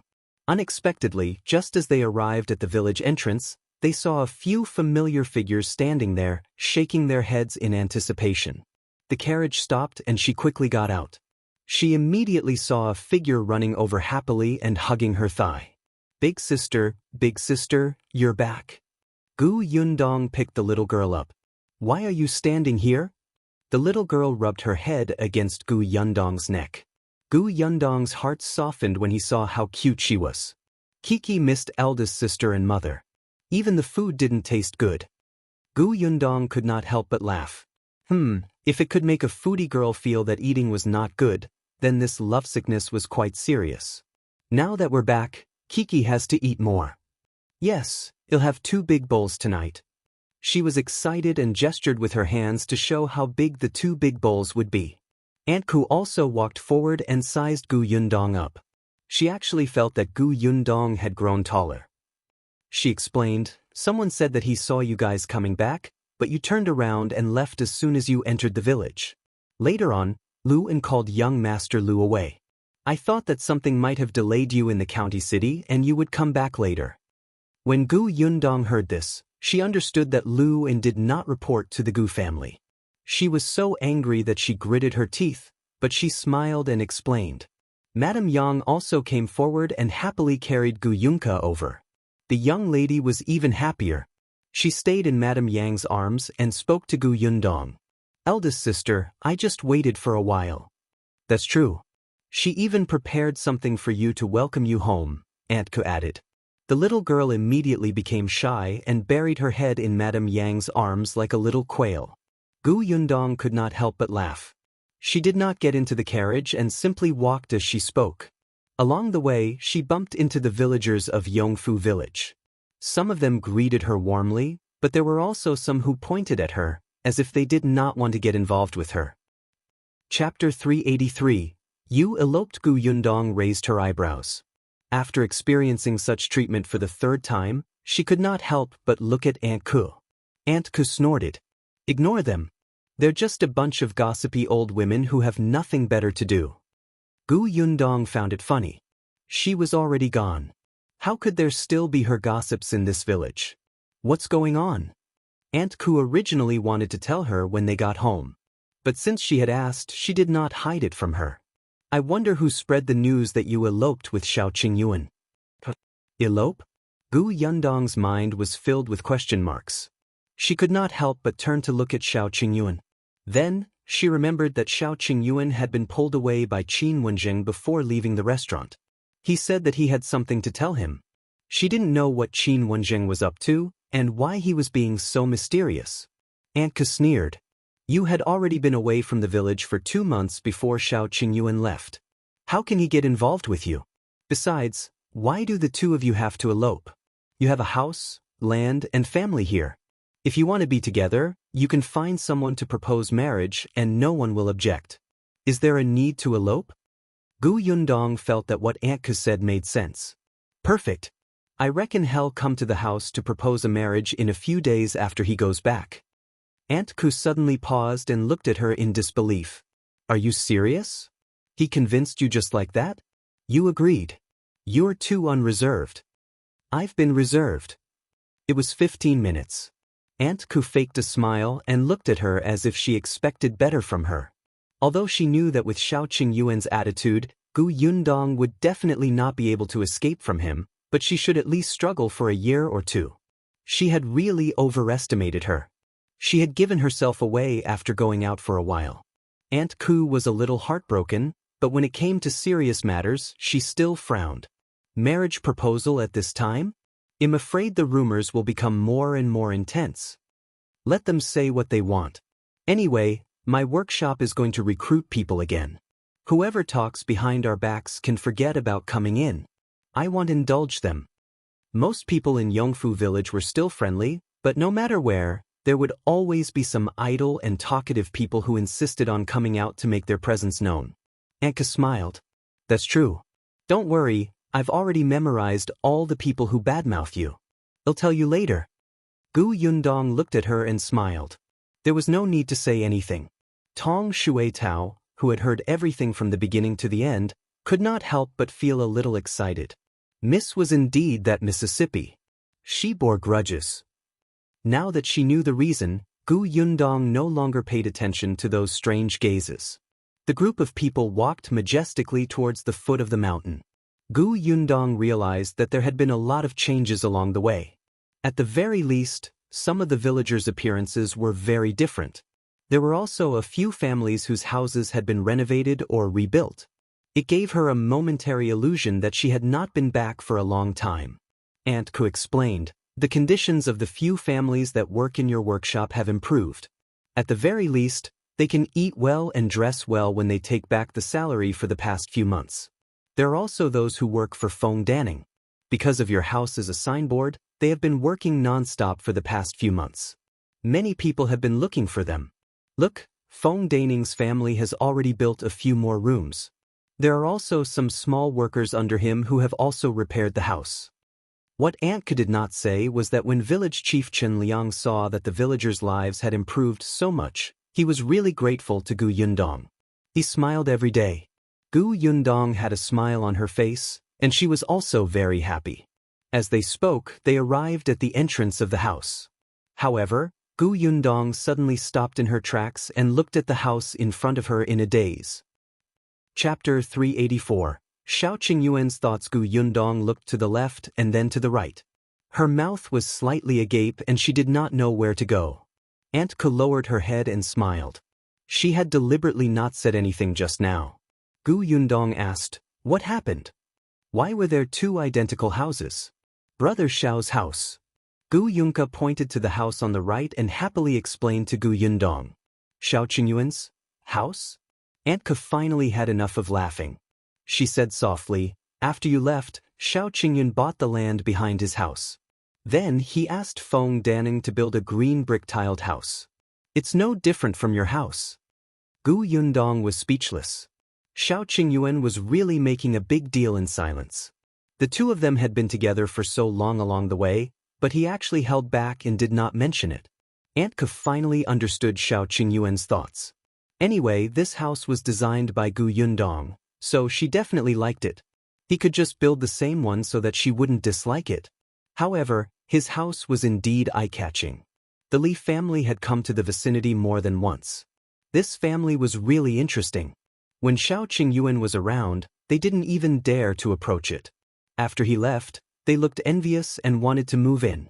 They even went to look for Chen Liang. Unexpectedly, Lu Wei came over. He directly dragged his luggage and moved in. It was precisely because of this new house that he stayed in Yongfu village for more than half a month every month. Although the Li family coveted this house, they didn't dare to offend Lu Wei. They had tried to come over to talk to him several times, but were chased away by Lu Wei's servant, Luan. Now that Shao Qingyuan was back, they could forget about it. Gu Yundong took a few more glances at Shao Qingyuan's house and found it rather interesting. They looked exactly the same on the outside, but she did not know what was inside. She thought about it as she walked through the front door. It was only at this moment, standing in the familiar front yard, that she suddenly felt her heart calm down. She was back. This was her home, a place where she could relax completely. She turned around and looked at the Tong family. It's been hard on you all during this period of time. The Tong family shook their heads in unison. It's not hard. It's good that Madam and Miss are back. The hot soup and water have been prepared. Miss, do you want to rest for a while? It was a little late now. Gu Yundong had traveled a long way and indeed wanted to take a hot shower to relax. All right. Gu Yundong nodded and introduced Shinsidian and the rest. Miss Shun will stay at our house first. Mao and the others will stay at Brother Xiao's house. If Shao Qingyuan still lived in his old house, Gu Yundong would not let them go. But his house was so big now. It was too empty and lonely for Shao Qingyuan to live alone. Bian Yuanji and Yunshu shared a room. Previously, Yunshu had stayed with Yang Kiki. Now that Yuanji was here, he had a companion. The two little fellows had already discussed it on the way. Bian Yuanji was originally a little nervous, but when he heard that he could be with Yunshu, he hurriedly nodded and agreed. On the other hand, Gu Yunke took a few more glances at Bian Yuanji. She had not noticed earlier, but now she realized that her brother had been holding hands with a little brother. The little girl pouted. In the past, every time her brother came back, he would call her sister loudly and pat her head. Not today. Angry. But when she saw Gu Yundong, she became happy again. All right, since she didn't talk to her brother immediately today, they were even. She wasn't angry anymore. After mentally preparing herself, the little girl walked to Bian Yuanji and asked, "Who are you?" Chapter 385. Not Brainy. Bian Yuanji didn't know how to respond to the obedient and soft little girl. He stammered, My name is Bian Yuanji. I'm your cousin's cousin." It was so confusing. The little girl blinked blankly, indicating that she did not understand. Gu Yunshu explained, "This is cousin Yuanji, our eldest aunt's son. We met last year. Don't you remember?" "I still remember." Of course, the young lady did not remember. Last year, she was still lying in bed and sleeping most of the time. But her brother remembered. The young lady was heartbroken. "What should I do? I forgot. My brain isn't working well." Gu Yundong could not help but laugh out loud. The others couldn't help but laugh and turn their heads to look elsewhere. However, Gu Yunshu patted her head in all seriousness. "It's all right. I'll take you to see a doctor. Even if I have to go bankrupt, it'll cure you." Everyone was speechless.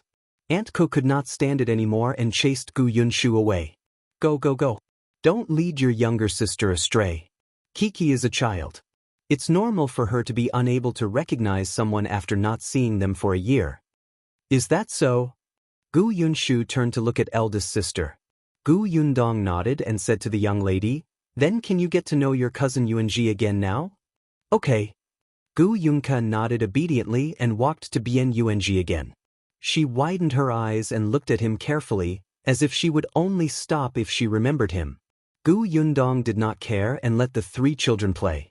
She rubbed her neck and went into her room to take a shower. Unexpectedly, when she opened the door, she saw that the house was filled with all kinds of wild flowers. Aunt Ku had been following behind her.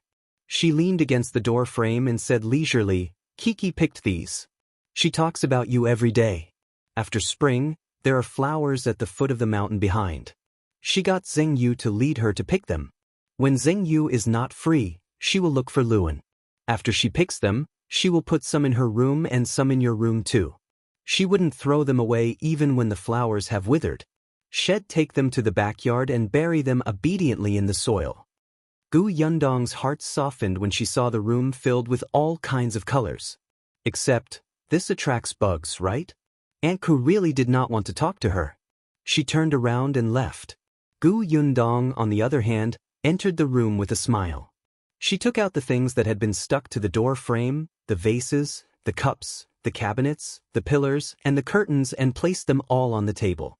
She wondered if she should find a female teacher to teach this pretentious young lady how to arrange flowers. However, Yunku was a little too young now. It seemed to be too early. She would see about it next year. Gu Yundong took a comfortable shower. When she came out, she saw Madame Yang, Shensidian, and the others sitting there refreshed. Aunt Ka placed a plate of date cakes in front of Gu Yundong. "Kiki made this." Gu Yundong was shocked. She looked at Gu Yunka in shock. The young lady covered her face and said shyly, "No, Aunt did it." Aunt Ka said, "When she heard that you guys were back, she wanted to go to the village entrance to wait. I thought about how long we would have to wait, so I simply told her to make some delicious food to welcome you guys. The date cakes were made by the two of us." She said meaningfully, "Although Kiki is young, her culinary talent is already very obvious. Try it." Gu Yundong was stunned. The young lady loved to eat, so she was talented in cooking? So this was what she had prepared for her. Chapter 386. The things in the village. She tasted it and smiled when she met Gu Yunk's expectant gaze. "It's delicious." The little girl shyly pounced into her arms again and gave Madame Yang a date cake. Everyone at the table laughed. It was at this moment that Tong Shuetao walked in with a basket of fresh vegetables. Auntie Dong came just now. She knew that Madame and young Miss were back and wanted to come and visit. However, seeing that it was already late, she was afraid of disturbing young Miss' rest, so she didn't come in. Instead, she stuffed this basket of vegetables over.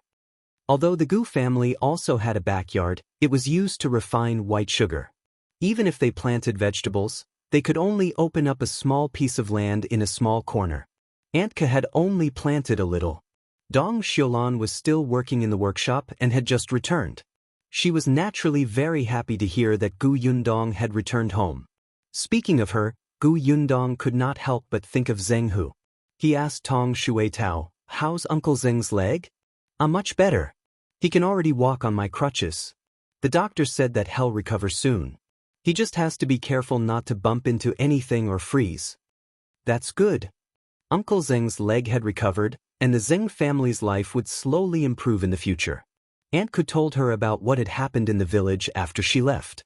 After Feng Danning finished building Shao Qingyuan's house, he started building the workshop. "It's almost done now. They'll go take a look tomorrow and see what's not good. They might be able to change it after thinking about it."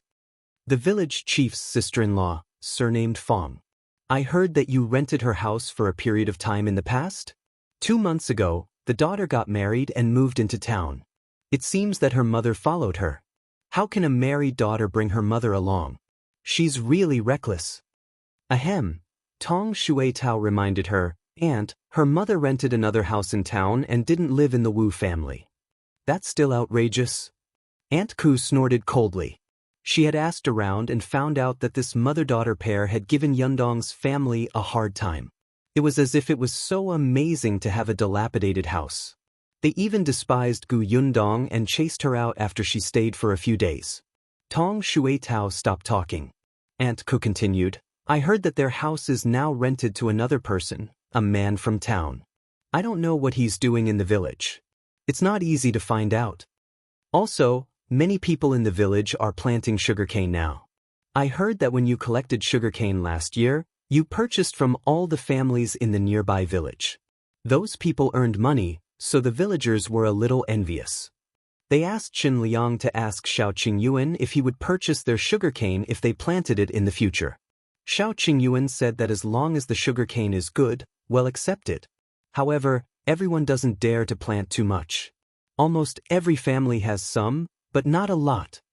By the way, a few days ago, many people came to inquire about when your workshop would be recruiting again.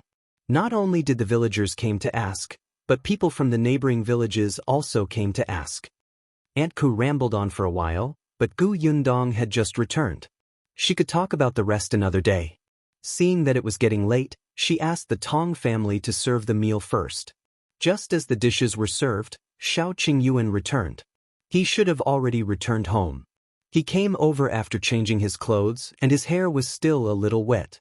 Gu Yundong was very curious. After dinner, she asked him impatiently, "Why did Mr. Qin look for you?" Chapter 387 seems to have flirted with Shao Qingyuan. Shao Qingyuan was actually also puzzled. When there were only the two of them, he said, "Master Qin asked me about the situation deep in the mountains." The situation deep in the mountains? Why was Qin Wenzheng asking this? He wasn't going into the mountains, right? Even if he did, with his weak scholarly body, it wouldn't be enough. That's it. Shao Qingyuan nodded. He said that he likes to eat wild animals and wants to hunt by himself when he has the chance. The corners of Gu Yundong's mouth twitched. Qin Wenzheng was too unrealistic.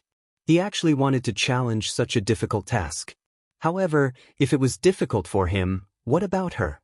Let's go deep into the mountains sometime. Gu Yundong wanted to see if she could find Bai Musi.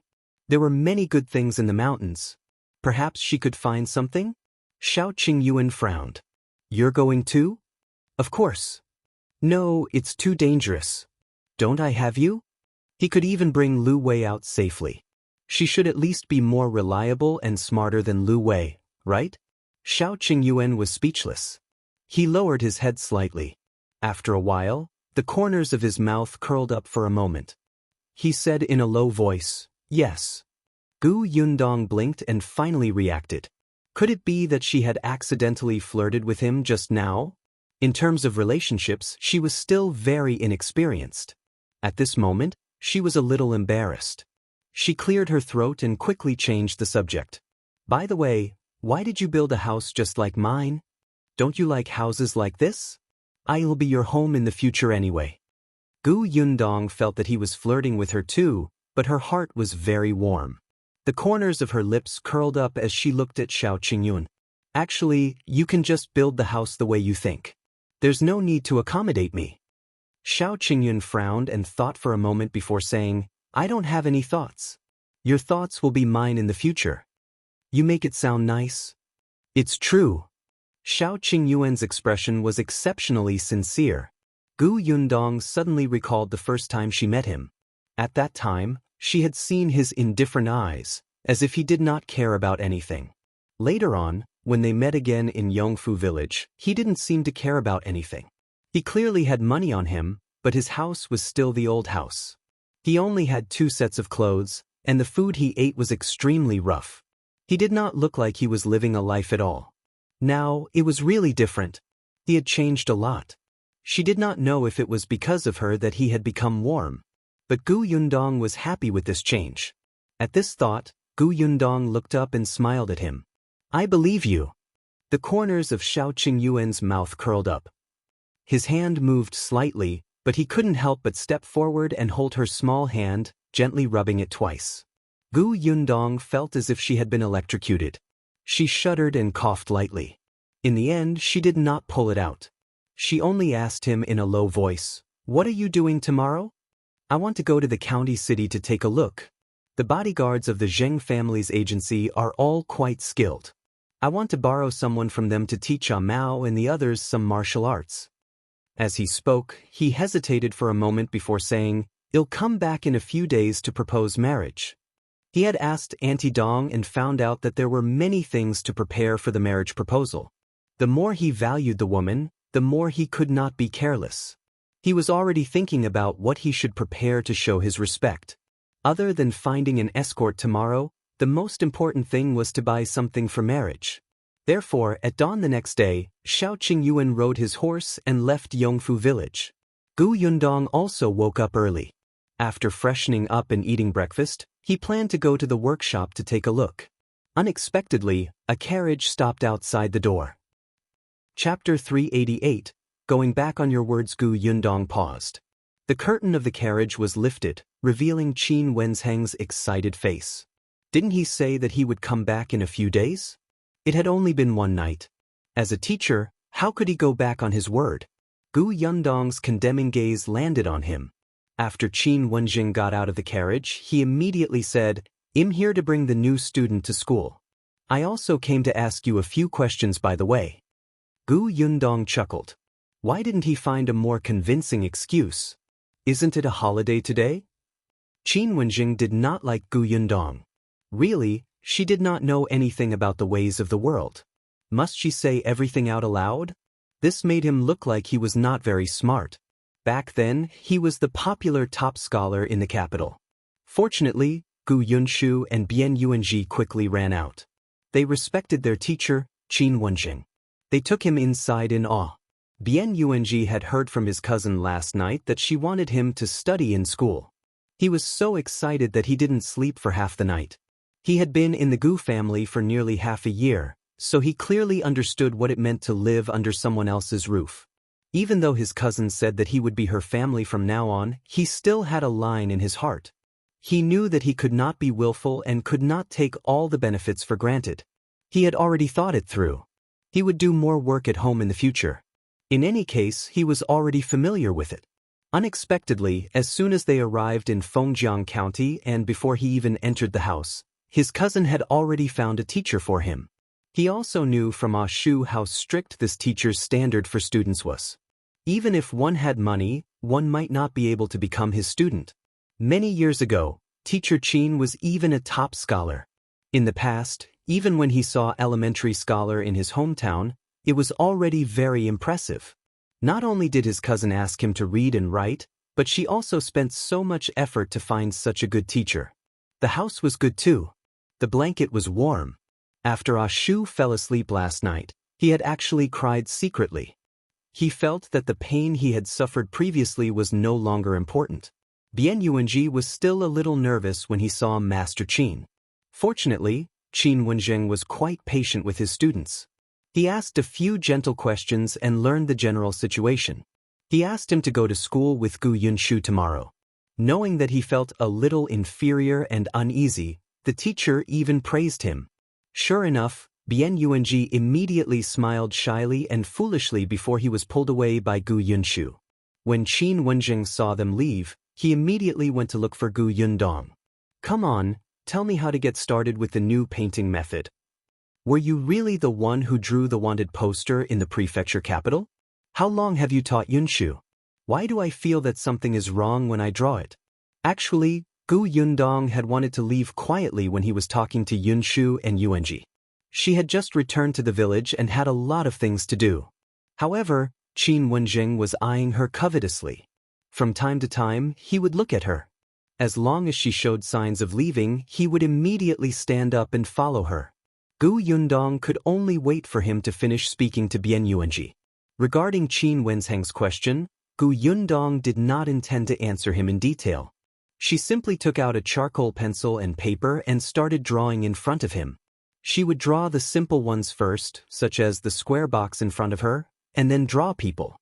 Qin Wenzheng was known as a young genius. He was already a top scholar at a young age. It was better to show him in detail. Yundong felt that he would be able to understand it better this way. Chapter 389. What about your father? Yudet by Zenvel. As expected, after 2 drawings, Qin Wenzheng's eyes began to light up. Then he started to draw. He seemed to have found the feeling. After drawing, he looked at it carefully for a moment. Then he looked up and said, "Thank you. I'll go back and think about it. If there's anything I don't understand, I'll come and ask you. You really don't hold back. You said it. A deal is a deal. I don't have to be polite. Yundong choked. Seeing that he had rolled up the drawing paper and was about to leave, she suddenly thought of something and hurriedly said, "Wait for me for a while." As she spoke, she lowered her head and quickly focused on drawing a few portraits. It was a few unfamiliar faces. Wenzheng looked at her in confusion. Yundong handed him the 3 drawings. You said that several people in the prefectural city have already learned this drawing method, so I don't have to worry about being exposed. This is my aunt, her husband, and 4th uncle. I know that you have connections in the prefectural city, so I would like to trouble you to paste them to the eye-catching place at the city gate. Wenzheng did not refuse. After taking a look, he accepted them. What about your father? At the mention of Jiang, Yundong was still a little hesitant. After some thought, she told Wenzheng what she had heard in Qingyuan Prefecture. Wenzheng frowned slightly when he heard this. After pondering for a moment, he said, "Your concerns are right. I didn't expect your father to be involved in the capture of the bandits. If his portrait is used by the bandits to find him, not only will we not be able to find your father, but we will also harm him." As he spoke, he hesitated for a moment before saying, "Since both you and your father are related to this matter, I won't hide it from you. There's indeed someone behind the bandit leader that was captured in the Xuanhe Prefecture that day. Furthermore, they might be in the Xuanhe Prefecture. After those bandits harmed the Qingyuan Prefecture, he didn't escape elsewhere. Instead, he came to the Xuanhe Prefecture." Yundong was stunned for a moment before rejoicing. Previously, she had thought that the matter was not as serious as she had imagined. After all, both she and Jiang were insignificant people. Even if they played a certain role in capturing bandits, those bandits might not remember small fries like them. Now that she heard Wenzheng say it so seriously, she thought that it was right to take away the missing person notices when she left the Qingyuan Prefecture. Wenzheng, I'll get someone to post these 3 portraits to the prefectural city. You can also draw 2 portraits of Jiang for me. I'll get someone to secretly keep an eye on them without exposing the portraits." Yundong nodded and lowered his head to continue drawing. Wenzheng said, "Moreover, according to you, the commander your father met back then was Commander Zhao from the Xuanhe Prefecture. Ever since he contributed to pacifying the chaos, he has already gone to the capital. I'll write a letter and ask my friends in the capital to ask Commander Zhao if there's any news of your father." Yundong's eyes lit up and she could not help but stop drawing. "Thank you. There's no need. Actually, you said that your father only left Qingyuan Prefecture half a month after quelling the chaos. He must have confirmed that you were not there and even learned about your whereabouts. There are only 2 places he can go. One is Gu Village and the other is Xuanhe Prefecture." Yundong thought so too. If her father was in Xuanhe Prefecture, using Wenzheng's help would naturally be better than finding a needle in a haystack. She finished drawing the portraits and handed them to Wenzheng. Before he left, she couldn't help but ask. Chapter 390. Both of you are annoying Yudet Beisenvel. You stayed in Fengkai County and didn't return to the capital because they haven't caught the person behind the bandit? Yundong had long found it strange. It had been more than half a year since the new emperor ascended the throne.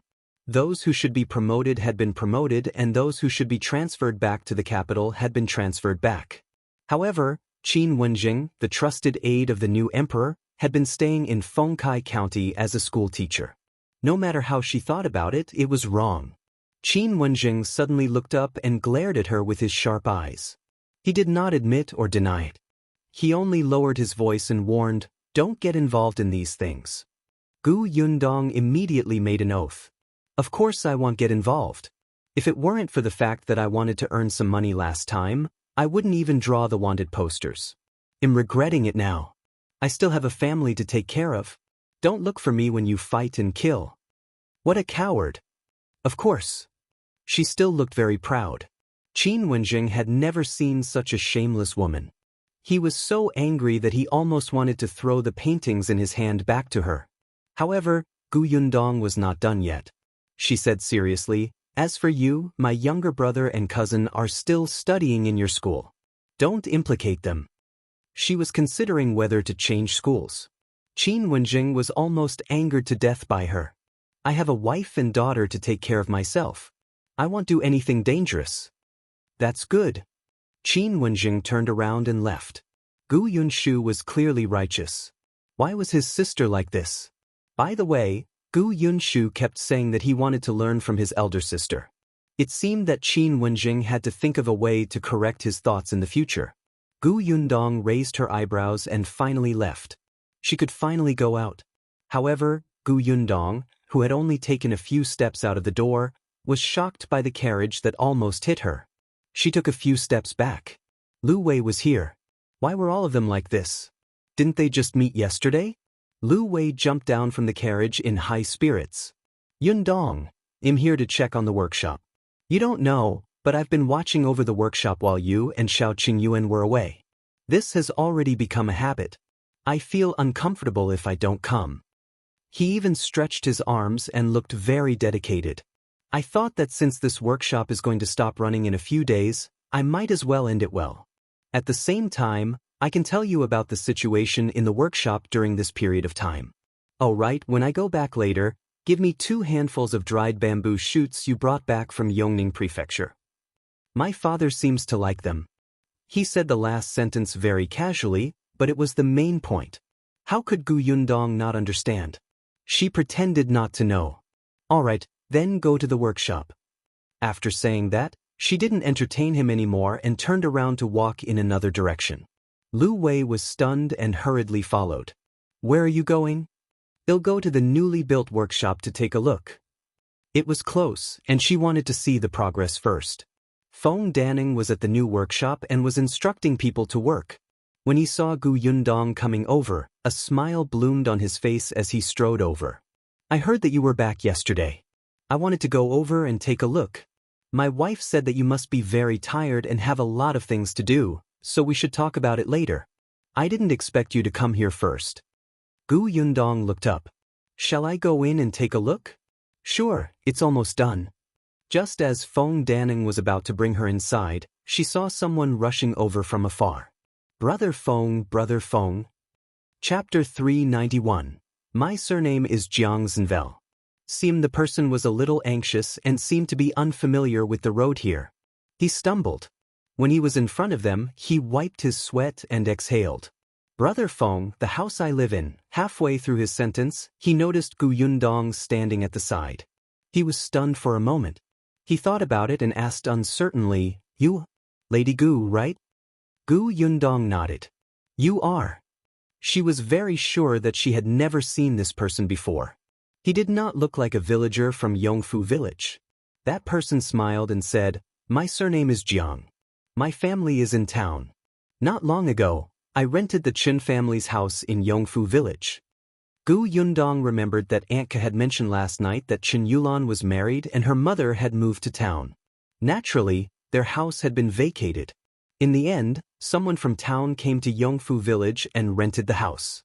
So this was it. This person looked to be in his 40s, but he seemed refined and even had a beard. He looked out of place in Yongfu village. When he stood with Feng Danning, he looked more like a boss or a long-term worker. Knowing who he was, Yundong nodded slightly. On the other hand, Feng Danning asked, Brother Jiang, why are you looking for me in such a hurry? Jiang Yongkong suddenly slapped his leg. I almost forgot. I don't know why, but there's a big hole in the roof of the house I live in, so I wanted trouble Brother Feng to help me take a look and repair it. Feng Danning nodded. All right, I'll go over and take a look at noon. He was still helping the Gu family build the house. If he had to do other work, he would naturally have to make use of his rest time. Thank you very much. I'll go back first. Jiang Yongkong cupped his hands gratefully. Then, he nodded and smiled at Yundong before turning to leave. Feng Danning continued to lead Yundong into the workshop. Yundong had already drawn the composition of the workshop before she left, so she was very clear about the structure inside. The workshop was very big, just like a modern factory. It was also divided into several smaller workshops, and each workshop had a room that looked like an office. As it was used to make food, Yundong attached great importance to hygiene, so the floor was paved with square bricks to prevent dust from flying everywhere. There was a row of rooms behind the workshop. After the official recruitment, there would definitely be someone on duty here, so the dormitory was needed. In the future, when there were more workers, those whose families were far away could also stay here. The doors and windows of the workshop had been specially made to double the size, in case the light was dim and they could not see clearly. Yundong looked around. Other than some details that had been modified according to the local conditions, everything had been built according to the diagram she had drawn. Feng Danning was excited as he introduced them to her. He had been working non-stop for the past few months. Although he was busy, he looked different. Now that the workshop could be used soon, he would probably be even busier. But he was happy and grateful to Yundong. After Yundong was done, she was satisfied. She said to Feng Danning, "Uncle Feng, it's been hard on you during this period of time. The workshop is very good and sturdy. It seems that after a while, the workshop will be able to start running."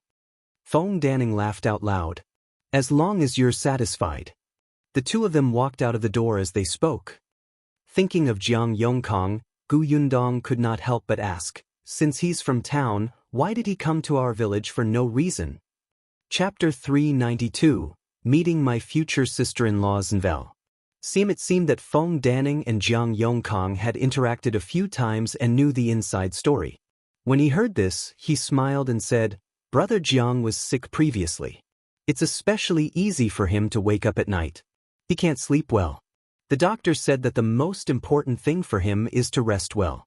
He can't sleep for more than 4 hours a day. Isn't his condition worse? But there's nothing he can do." Feng Danning shook his head and sighed. He just had a grandson a few days ago. Doesn't a newborn child cry hard in the middle of the night? Seeing that his complexion is getting worse and worse, the son wanted to bring his wife and children out to rent a house to live in. Brother Jiang didn't agree and said that the houses in town are very expensive now. He simply ran to the village here to find a house to live in. Yundong understood. It just so happened that Madame Feng and her daughter had vacated the house. Yongfu village was not far from town, so it was just right. Feng Danning sighed. "Speaking of which, our village is really blessed now, especially after you came. Look at this village. Many people's lives have improved." Brother Jiang looked so haggard when he first came. "He's in good spirits now, right? He's already fine, but he couldn't bear to leave. He said that he wanted to stay for a while longer." Yundong smiled. As they talked, she had already returned to the Gu house. After offering Feng Danning's salary, she left him to do his own work. It was already lunchtime, so Yundong decided to visit the workshop in the afternoon. She didn't know when Lu Wei had returned. At this moment, he was standing at the side and talking to Aunt Ku about making dried bamboo shoots for lunch. Yundong's forehead could not help but twitch. This guy was really promising. However, after he finished eating, he took 2 large bundles of bamboo shoots back. In the afternoon, Yundong went to the village chief's house.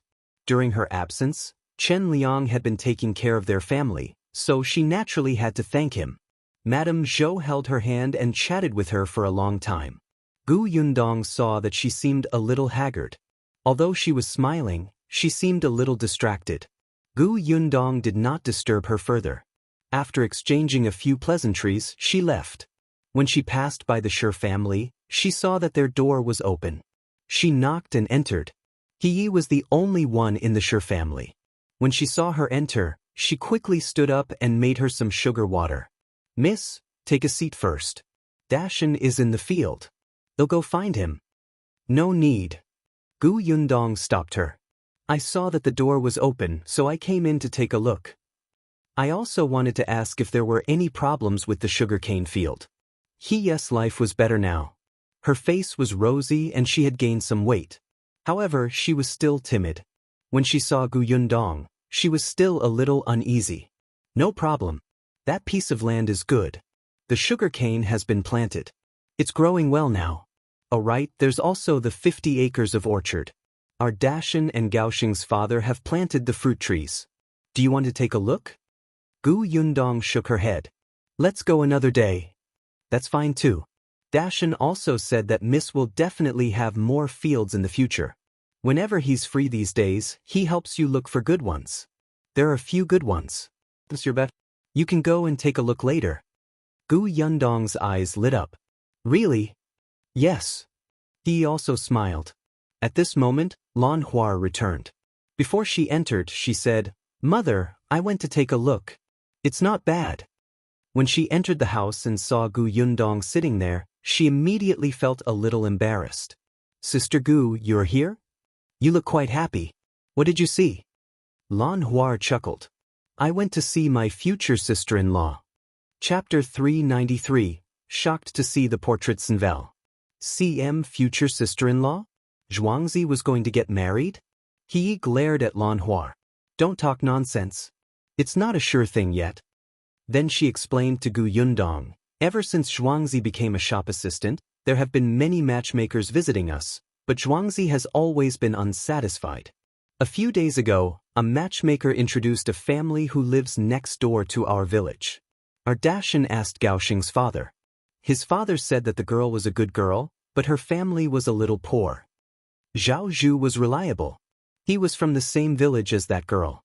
If he said that she was a good girl, that girl would definitely be good. It didn't matter if she was poor. Their family had been poor half a year ago. If they hadn't been lucky enough to meet the Gu family, Zhuangzi wouldn't even be considered a man ready to be married now.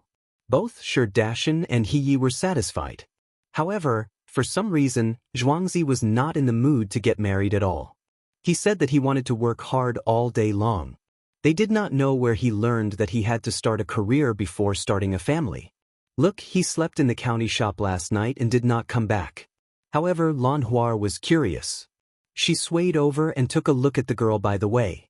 He was also very worried. Zhuangzi is not young anymore.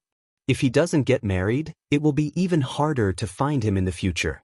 "Miss Gu, that kid is listening to you now. Can you help me persuade him? At least he's a good match. How can you reject him without even looking at him?" Gu Yundong was a little stunned when she heard that. She did not expect Zhuangzi to be so popular. Thinking about it, it made sense. Zhuangzi had a legitimate job and his parents were easy to talk to. Most importantly, he was not bad-looking. With his new clothes on, he looked very upright and energetic. However, this kid was actually ambitious and focused on his career. He didn't want to get married? Faced with He's expectant gaze, Gu Yundong could not help but laugh dryly. She could only nod and say, "All right, I'll help persuade him later. But Aunt, you don't have to be too anxious. This depends on fate. Perhaps Zhuangzi's fate hasn't arrived yet?" At this moment, he suddenly realized that the young lady of the Gu family was still young and had yet to get married. How could she tell her about this? It would be so awkward. She immediately felt a little ashamed. "No, it's okay. You don't need to persuade him." Gu Yundong held her forehead. Should she persuade him or not? After staying in the Shi family for a while, Gu Yundong went to the workshop. The villagers in the workshop were very happy. When they saw her, they surrounded her and talked about the work they had been doing for the past few months. After that, they asked her nervously, "We're going to rest in 2 days. If you don't make sugar anymore, can you still hire us to work in the new workshop?" Gu Yundong was quite satisfied with these dozen people. However, the recruitment for the new workshop was not like now. At that time, they could only continue if both sides could accept the conditions. If we recruit more people from the new workshop, we'll have to hire long-term workers. Long-term workers are different from short-term workers. Think about it carefully these few days and see if you want to come. We'll talk about other things when you come over. Everyone fell into deep thought when they heard that. Gu Yundong only went back after she was done with the workshop. She didn't expect Shao Qingyuan to still not be back at night. Didn't he go to the bodyguard agency to look for someone? Could there be something else? Shao Qingyuan aside, Wenzheng had already taken the portraits Gu Yundong had given him and asked someone to bring them to the Xuanhe prefecture to paste them on the wall. Not long after they were pasted, an old woman carrying a basket came over to join in the fun. With just one look, her expression changed on the spot. She hurriedly squeezed out of the crowd and left in a hurry. Chapter 394. News of Aunt Guzenvel. The old woman's expression was tense. After turning 2 alleys, She finally entered the back door of a mansion with the surname Zhou. Then she passed through the corridor and hurriedly walked towards the snow-blowing garden. On the way, she encountered a maidservant who asked her a question. She did not bother to answer and only handed the basket to her. She had already entered the courtyard. There was only one woman in the room. She was dressed in gold and jade and was lazily leaning against the couch, eating peaches. Seeing her rush in, she raised her eyebrows slightly. "Mrs. Ren, what's wrong with you? Look at how flustered you are." Mrs. Ren looked around and saw that the maidservants were all outside. She took 2 steps forward and whispered a few words into the woman's ear. When the woman heard this, she immediately straightened her body and frowned slightly. She did not even bother to eat the peach. "Are you serious? Is that portrait really the same as Gu Deifeng's?" Mrs. Ren thought for a moment. "It's a little different. There's a scar missing from that portrait." The woman narrowed her eyes slightly and frowned thoughtfully. "Who would look for them? Is there anyone they know in Xuanhe Prefecture? By the surname of Ku?" She thought for a moment and instructed Mrs. Ren, "Go and find out who that family in Fish Rice Alley is." "All right." Mrs. Ren turned around and was about to leave when the woman stopped her. "Wait, be quiet. Don't expose yourself. Also, go to the backyard and give the order. From today onwards, she's not allowed to walk around casually. She's not allowed to leave the Zhou family." "All right." After Mrs. Ren left, the woman no longer had the mood to eat. She just waited anxiously for news from Mrs. Ren. It was only when the sky was about to turn dark that Mrs. Ren returned. However, from her expression, it did not seem to be going well. "I've asked around. The Ku family in Fish Rice Alley only has a widow whose husband has died. She has lived in Fish Rice Alley for many years. It's just that I don't know where this woman has gone recently. I asked the neighbors around and they said that she left after the new year. I asked in detail and the neighbors asked about my identity. I couldn't say it directly, so I said that I was an old friend of that woman. In the end, the neighbors seemed to be suspicious and asked me to go to the Nye Manor to look for young Master Nye." Nye Manor? The Nye Manor belonged to a large family in the Xuanhe Prefecture. They had a lot of connections and backers. Just that mansion alone was more than 2 times larger than the Zhou family. Mrs. Ren sighed. "Our Zhou family has just arrived at the Xuanhe Prefecture and our foundation is unstable. It's difficult for Old Master to get in touch with the Nye family. If we offend the Nye family, Old Master will probably be furious. It's not good for me to ask around, so I came back." The woman's expression turned ugly. She secretly scolded Mrs. Ren for being useless, but she suppressed it and did not say anything. After a while, she said, "I didn't expect Gu Dafeng to get close to the Nye family. Don't let anyone know about this, especially Master. Also, find someone to put up another notice on the wall when no one is paying attention at night. At least cover half of that portrait for me." "I'll do it now." Seeing her leave, the woman became even more frustrated. After a while, she finally couldn't help but go to the backyard. Gu Yundong did not know that the eldest Aunt Gu she was looking for was in Xuanhe Manor. As soon as she finished her dinner, Aunt Ke pulled her over for a heart-to-heart talk. The 2 of them entered Aunt Ke's house. The moment they entered, Aunt Ke asked with a dark expression, "What exactly are your plans for Miss Shin? Should just stay at home?" Chapter 395. What Attitude? Box Novel. Sim Gu Yundong was stunned and a little confused. "Yes, Sidian is my friend. She just came to Yongfu village and is unfamiliar with this place. It's not safe for her to live alone outside. Besides, she doesn't have much money on her. It's not easy for her to build a house. If she doesn't have money, lend it to her." Aunt Ku expected better from her. "When did you become a bodhisattva who saves all living beings from suffering? You took her in when she was homeless. Aren't you afraid of causing trouble for yourself?" Gu Yundong blinked and asked uncertainly, "Did Shinsidian offend Aunt?" "Not really." "Then how?" She looked like she wanted to chase the woman away. Aunt Ke took a deep breath. "Are you really stupid or are you pretending to be stupid? Shinsidian is so good-looking. She has breasts and buttocks. You're like a little bean sprout in front of her. You're completely inferior to her." Why was she just a bean sprout?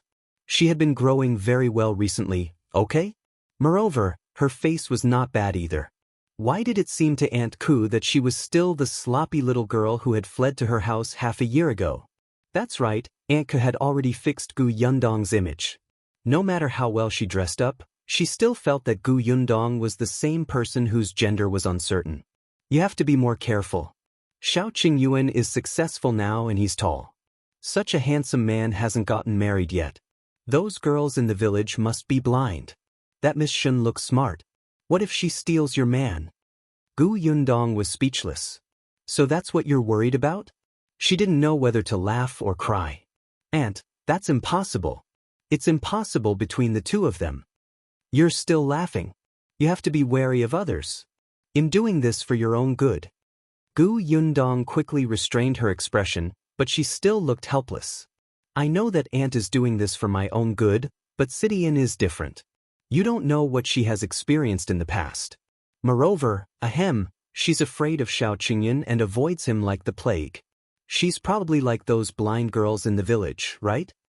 Back in Gu village, it was Shao Qingyuan who contacted Shinsidian first and the two of them cooperated happily. At that time, Shinsidian was not afraid of Shao Qingyuan. She only wanted revenge. In addition, she had been Gu Gang's concubine for a period of time. Although she did not say it, Gu Yundong knew that she had an inferiority complex. The girl felt that she was dirty. Later on, she met Zhou Defu and his son on the way. Shinsidian saw Shao Qingyuan throw the child onto the horse with her own eyes. He didn't care if the kid would be thrown off or stepped on until he turned into a meat patty. Only then did she finally realize Shao Qingyuan's true colors.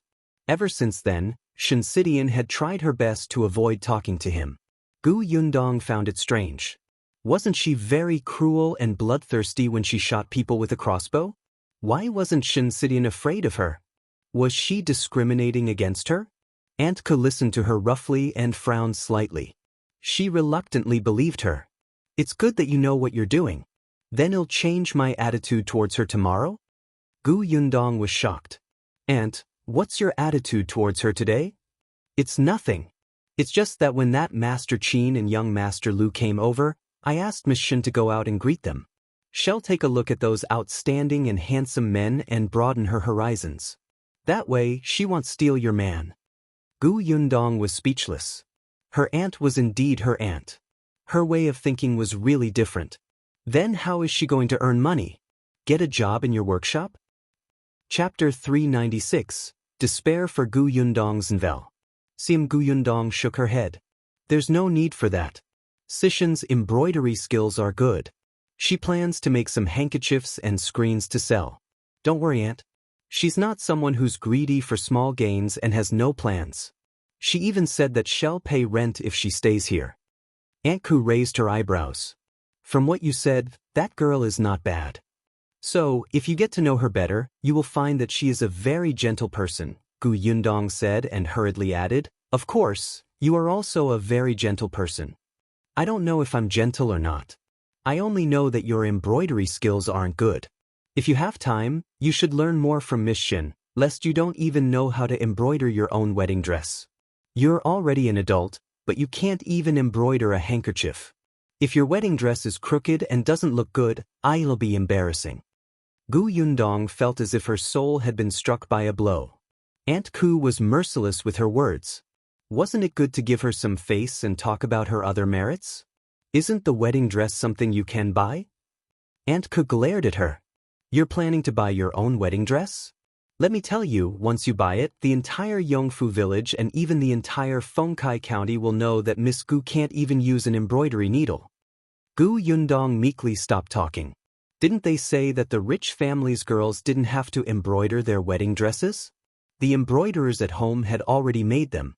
They just had to get the new bride to finish the last few stitches.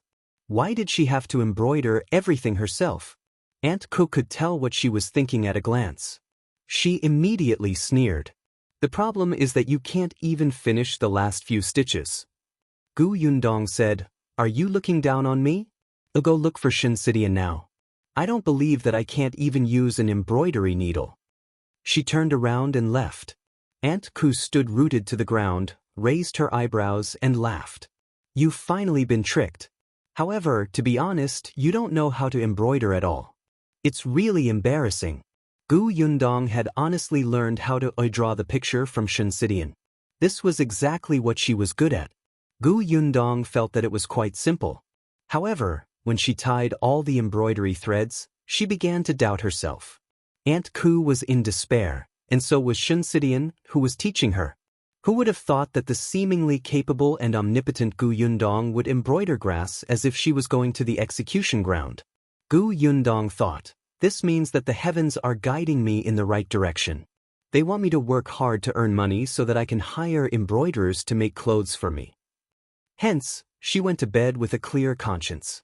She still had to wake up early tomorrow to see her 50 acres of orchard. However, the next day, Madame Dong came over before she even left the house. She was holding a school bag in her hand. It was for Bian Yuan. Knowing that he was going to school too, Dong Xiulan rushed to make it overnight. Anyway, she was used to it. Bian Yuanji was overjoyed as he held his bag. He thanked Madame Dong and carefully placed the brush, ink, paper, and inkstone that Yundong had prepared earlier into the bag. Then he got into the carriage with slight apprehension and followed Yunshu to the school. Yundong had been wondering if he needed her to send him to school on his first day. Later on, she thought about it and decided to forget it. With Yunshu around and the familiar school, there wouldn't be any problems. On the other hand, Madame Dong didn't leave after delivering the bag. Instead, she waited for the two children to leave before getting down to business. Chapter 397. Marriage Proposals Nvel.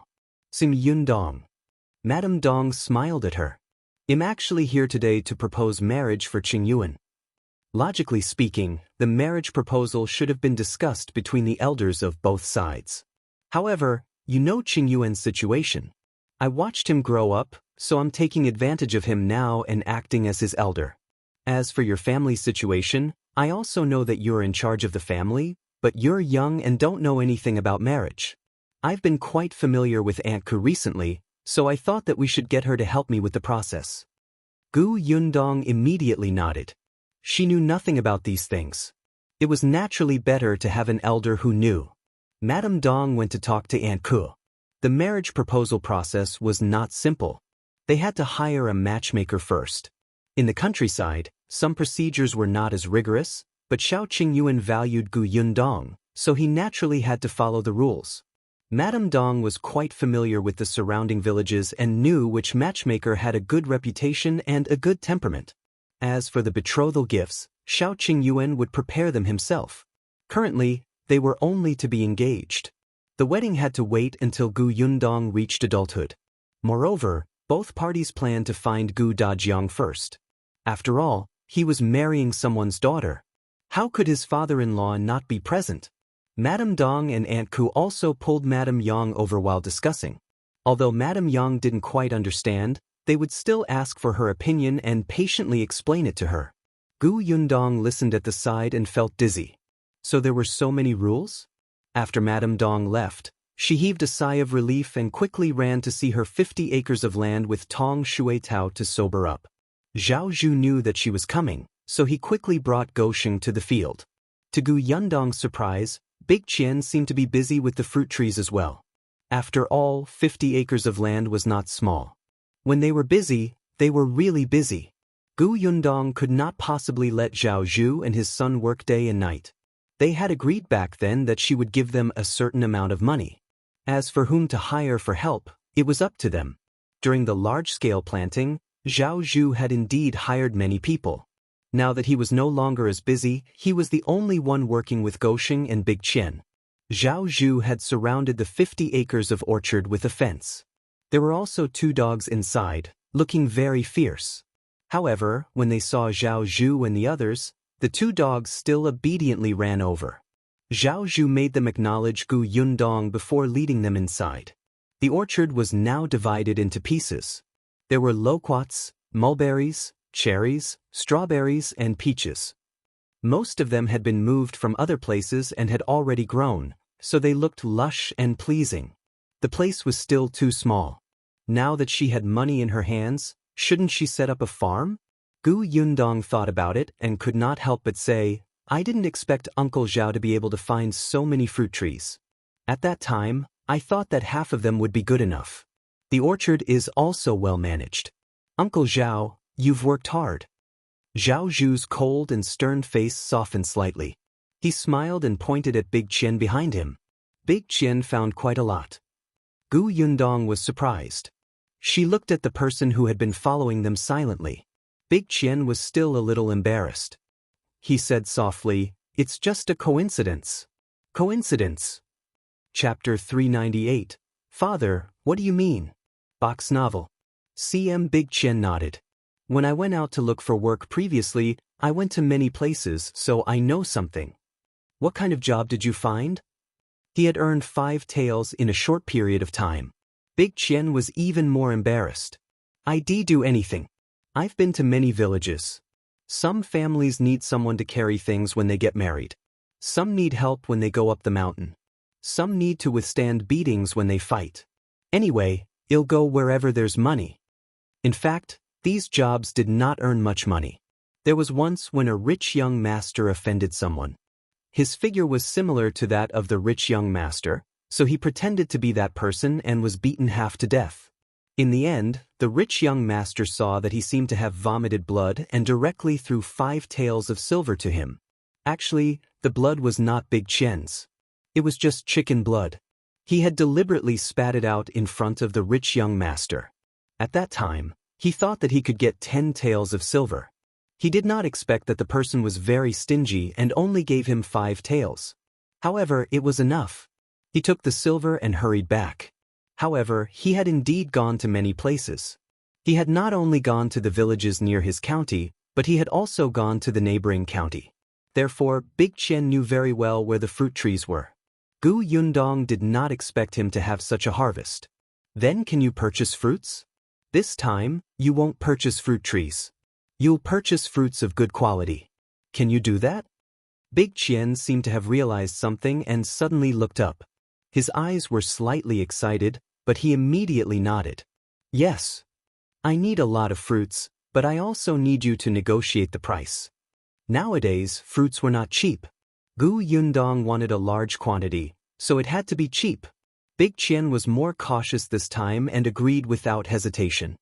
He pursed his lips and finally said firmly, I can do it. All right, you'll get 2 people to go with you another day. Think carefully about which fruit you want to collect and which village you want to go to. You also have to consider the time it will take to travel back and forth. Come to Yongfu village to look for me when you're done thinking about it. We'll talk about the salary then. Big Qian nodded heavily. Okay, I'll definitely think about it carefully. Gu Yundong looked at the orchard again.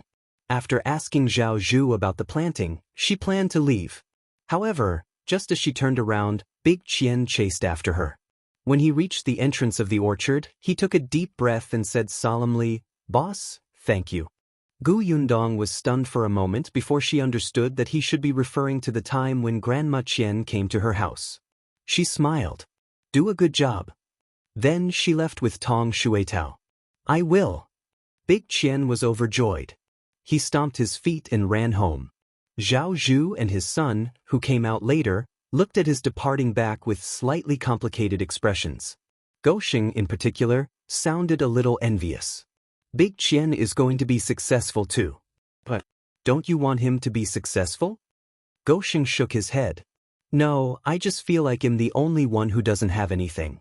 Zhuangzi went to the county city to work as a clerk. I heard that he planned to do a good job and try to become a shopkeeper in 2 years.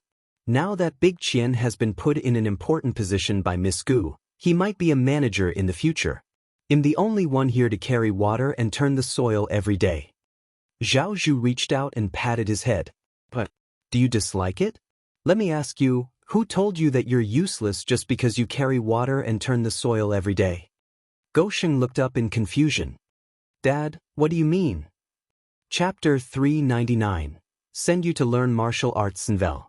Sim Zhao Zhu looked at his son's ignorant expression and sighed inwardly. It was his fault. In the past, he married the wrong woman, who was heartless and indulged his son, nurturing his domineering and stupid personality. However, when he saw that, he only hit and scolded his son when his son caused trouble.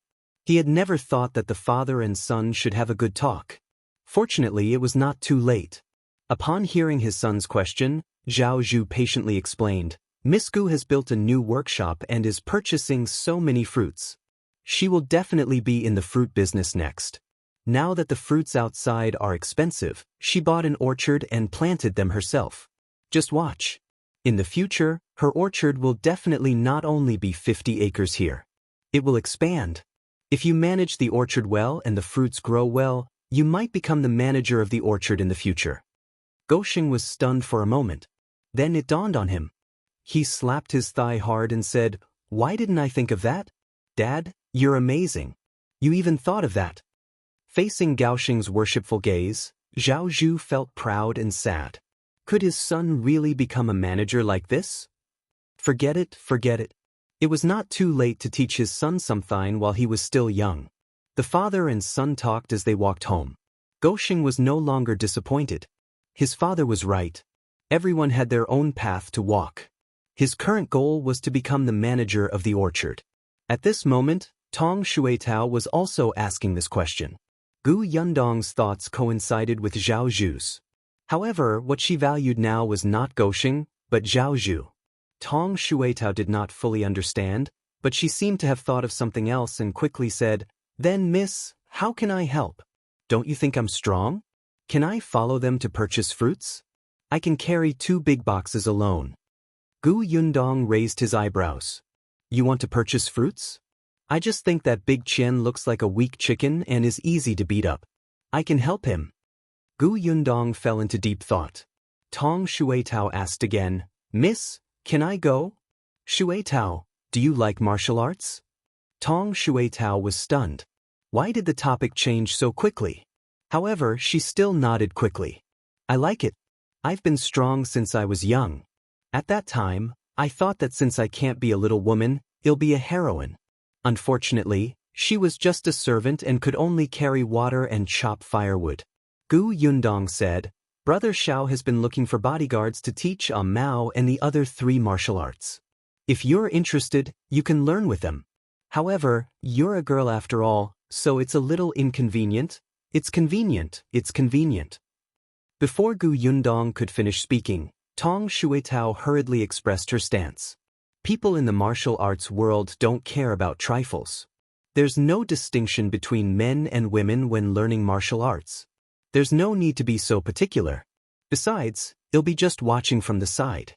If there's anything wrong, just let the escort point it out for me. We won't have any contact." Gu Yundong looked at her anxious expression in amusement. "Then, do you want to purchase fruits or learn martial arts?" Tong Shuitao was actually in a difficult position for a moment. After a long time, she gritted her teeth and said, "I'll be learning martial arts. If I learn it well, I can protect Mississippi. I'll be even more useful in the future." Gu Yundong smiled. "All right, I'll ask Brother Shao when we get back." Tong Shuitao became happy, and her footsteps became a little impatient. Unexpectedly, just as the 2 of them reached the entrance of the Gu residence, they saw 4 to 5 people gathered outside. Chapter 400, Eerie Gu Yundong's Novel. They were still pointing at the house with disdain on their faces. Tong Shuitao only heard their conversation when she got closer. "I knew it. This young lady from the Gu family must have eloped with that wolf cub. That's right. Otherwise, why would that wolf cub propose marriage as soon as she returned? Gu Yundong hasn't reached adulthood yet, right? Why is she in such a hurry? Is she pregnant?" When she said this, the people around her widened their eyes. It couldn't be, right? Tong Shuitao was furious. "You gossipy old women, I'll tear your mouths apart." As she spoke, she pounced on the person who had spread the most rumors. The few of them immediately turned their heads and retreated.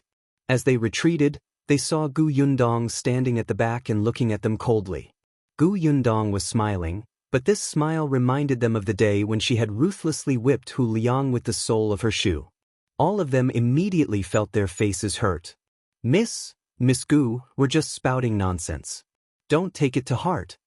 That's right. We're just watching the show. We're leaving now. We won't disturb you anymore." Gu Yundong looked at them one by one. They were still those people. Weren't they the gossipy old women that Aunt Ku had memorized? Now they were bold enough to come to her door. Gossip gave people courage?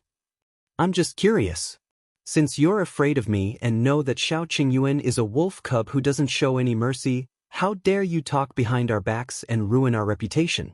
But aren't you afraid that the two of us will join forces to take revenge? The faces of those old women instantly turned pale.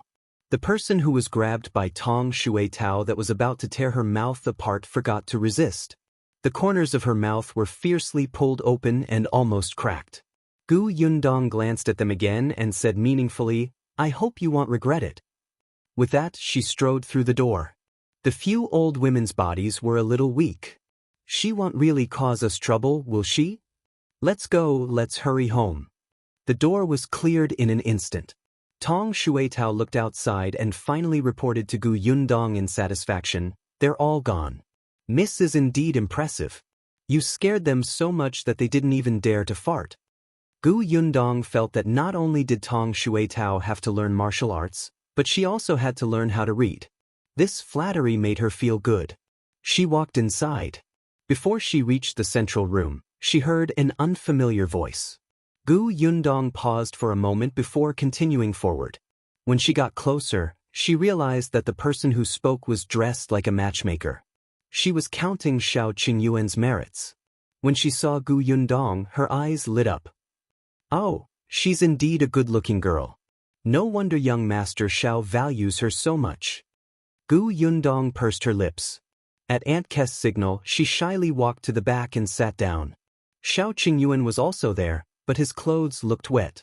There were 2 geese beside his feet. Just as she was feeling puzzled, Dong Xiulan whispered in her ear. Qingyuan heard that it's best to bring 2 wild geese to propose a marriage. It's for good luck. He went to catch wild geese overnight. His clothes were wet, but he didn't have time to change. The geese rested by the water. It was unknown where Shao Qingyuan was squatting and waiting for them, but he looked a little disheveled. She glanced at the matchmaker who was chatting happily with Aunt Ku and gave Shao Qingyuan a look before silently leaving the central room. Not long after, Shao Qingyuan also came out to the backyard. Gu Yundong pinched his sleeve, and Shao Qingyuan held her hand. Gu Yundong was speechless. She just wanted to know how wet his clothes were. She did not want to hold his hand. She glared at him. Hurry up and go back and change your clothes. I can wring water out of it. Aren't you afraid of catching a cold? You'll leave after we've settled it. There are a lot of things to discuss here. I don't know when they'll be done. Hurry up and go back to change.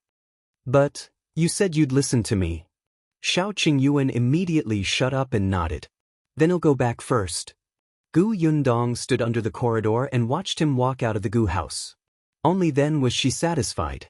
She was about to return to the central room when she saw an unexpected person appear at the door.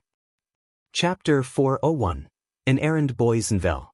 Sim Gu Yundong walked forward and asked with a smile, Uncle? Jiang, what's the matter? When Jiang Yongkong saw her, he immediately heaved a sigh of relief and said, I passed by the river just now and saw your mother sprained her ankle. There was a lady supporting her, but she looked like she couldn't walk steadily, so she asked me to come to your house to inform you. Gu Yundong hurried out. Thank you for coming to tell me. Jiang Yongkong led the way. It's nothing. No matter who it is, they will help. It's just that I'm a man and can't support your mother. I can only help run errands. As he spoke, they saw Shensidian and Madame Yang walking over carefully. Shensidian had come to the river to wash clothes. She was now living with the Gu family. Although Gu Yundong had taken good care of her, she did her own things. Sometimes she would help the Gu family with some work. As for Madame Yang, she was used to doing chores in the past. Although there were already servants at home now and she didn't have to wake up early and work late at night, she couldn't change her habits in a short time. If she didn't do something, she would feel at a loss. Gu Yundong did not hold her back. If she wanted to cook, she could cook. If she wanted to wash clothes, she could wash them. If she wanted to play with puzzles, she could play. She could also sleep or rest as long as she was happy. Today, she saw that Shensidian was going to wash clothes, so she carried a small basket out. There were only 2 old clothes that she had found. Shensidian took care of her and coaxed her to sit on a rock to chat with her. She was fine at first. Unexpectedly, when she was about to stand up after washing her clothes, she almost fell. Madame Yang panicked and immediately rushed up to help her. However, while Xianxia was safe and sound, Madame Yang sprained her ankle. This place was close to the foot of the mountain, and the girls and women in the village rarely washed here. Xianxia did not see anyone, so she helped Madame Yang back. However, she was thin and weak, so it was especially difficult for her to walk. Fortunately, Jiang Yongkang saw them and went to the Gu family to call for help. When Gu Yundong came over, she squatted down and carried Madame Yang on his back. Jiang Yongkang was surprised. "Miss Gu is so strong." Gu Yundong smiled. "I've trained." Although she was not as strong as Tong Shuetao, it was not a problem for her to carry Madame Yang. Xianxia stood at the side and supported her. Seeing this, Jiang Yongkang said, "How about this? I'll make another trip and find the doctor." Before Gu Yundong could reject him, he had already left. She could only carry Madame Yang home first. The matchmaker had already left, and Shao Qingyuan had also changed his clothes. Seeing Madame Yang being carried back, the family surrounded her nervously. Fortunately, Jiang Yongkang quickly brought the village doctor over. Although this doctor was not as good as the county doctor, he was still quite good at treating physical injuries. The moment he arrived, he asked about Madame Yang's pain. When Aunt Ku saw Jiang Yongkang standing at the side, she was stunned. While Madame Yang was talking, she pulled Gu Yundong aside and asked, "What's going on? Why is he here?" Uncle Jiang ran over to inform me that my mother sprained her ankle. Later, he sent for the doctor. Aunt Ku nodded and walked back with Gu Yundong. Unexpectedly, she heard Jiang Yongkang comfort Madame Yang. "Bear with it. It won't hurt." However, Madame Yang kept shaking her head and refused to let the doctor touch her feet. When she saw Gu Yundong coming over, she seemed to have found her backbone and reached out to hug her. She stretched out her trembling feet for the doctor to treat her. Jiang Yongkang. Chapter 402, Closing the Workshop Sinvel. As long as Gu Yundong was by her side, Madame Yang was not afraid of pain. During the treatment, she did not even cry out. She only hugged Gu Yundong's waist with extra strength. After the doctor left, Tong Shuetao carried Madame Yang back to her room to rest. Only then did Gu Yundong express her gratitude to Jiang Yongkang. Jiang Yongkang waved his hand. "It's just running around. It's not worth the thanks. Since there's nothing else, I'll leave." Gu Yundong asked him to stay for tea, but he rejected her. As soon as he left, Aunt Ku pulled Gu Yundong to talk about the outcome of the matchmaker's conversation. Since both parties were interested, they should use their birth dates to calculate and see if they were suitable. There was no need for Gu Yundong to worry about the rest. Aunt Ku felt that she was not her biological mother after all, so she had to explain every step to her. Gu Yundong gave her the date of birth and went back to work. The sugarcane was gone, and it was almost time for the workshop to close. On the last day, Gu Yundong went to the Lu family's courtyard. Gu Yundong smiled when she saw that the courtyard had been tidied up and that the villagers were extremely reluctant to leave. "It's been hard on everyone for the past few months. Besides your salary in the last month, you will be given an additional 100 copper coins as a reward. Everyone rest well." When everyone heard that there was a bonus of 100 copper coins, they instantly came back to their senses with faint excitement on their faces. "There's one more thing. I've told everyone last time that the workshop here has stopped. The new workshop will start work again in a few days, but this time, the workshop will recruit long-term workers. Have you thought about it when you go back?" Wang Xuanzi was the first to respond. "I'll do it." In any case, his family only had 2 acres of land and did not grow much crops. His wife could completely handle it alone. Before he worked in the Gu family, he had been looking for jobs for more than half a year. However, not only could he not find good work, but his salary was also low. He also had to spend money on food and accommodation outside.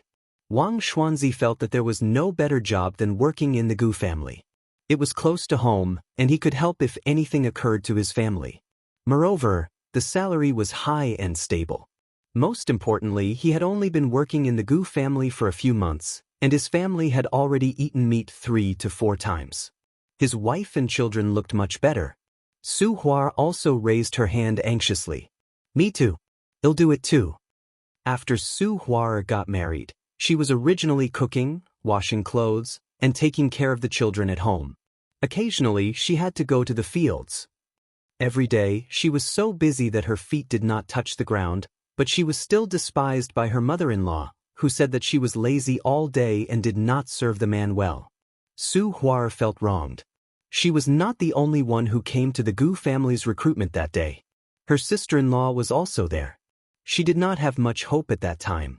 She did not expect that she would be chosen instead of her sister-in-law. From then on, her status in the family rose steadily. Her mother-in-law's expression improved, and her sister-in-law stopped being sarcastic. When she returned, not only did she not have to serve her husband, but her husband also gave her foot wash. This treatment had never happened before. Su Hua understood how important this job in the Gu family was to her. It didn't matter how much the salary was. Anyway, the family didn't split up. She had to hand over the monthly earnings to her mother-in-law. However, the feeling of having a say at home was completely different. Sometimes, the Gu family would even give them some food as a reward. She could bring it back and keep it. Therefore, when the Gu family said that they wanted to recruit long-term workers, Su Hua accepted without even thinking about it. Not only her, but the others also agreed. Even if they were paid less, they still wanted to stay. However, they did not expect that the treatment of the long-term workers would also make them excited. Chapter 403. The Gu family is recruiting long-term workers in Vel. Siem Gu Yundong counted, and in the end, 12 people agreed to stay. After all, long-term workers were different from short-term workers. They signed long-term contracts and had many restrictions. If you suddenly quit midway, the boss could sue you. These people had a lot of work to do at home, so they had no choice. The Lu family had originally rented the courtyard to Gu Yundong as a temporary workshop. The three of them worked here as temporary workers. Now that they were going to sign a long-term contract, only the couple agreed. As for Father Lu, firstly, he was old, and secondly, there was other work at home. Someone had to do it. Gu Yundong had an idea of what to do. She said, "Since you've decided, well, sign a contract tomorrow. The salary will still be 500 copper coins at the beginning, but there will be 3 days of vacation every month. Well, start working at 7 in the morning, rest for 2 hours at noon, and stop at 5 in the evening. If there's anything at home or if you're not feeling well, you can take leave, but your salary will be deducted for a day." She explained some of the rules of the long-term workers, first to avoid any controversy in the future. However, such conditions were enough to make these people excited and happy. Even the villagers who originally did not plan to sign long-term jobs were filled with envy and eagerness. However, they could not afford to leave their homes and could only feel regretful. Even so, they visited Gu Yundong afterwards, thinking that she could still look for them if she had short-term jobs one day. Gu Yundong agreed. She was very satisfied that no one had slacked off during this period of time. Once the matter was settled, Gu Yundong gave everyone their wages. Every month, on this day, everyone's eyes would light up, especially in the last month.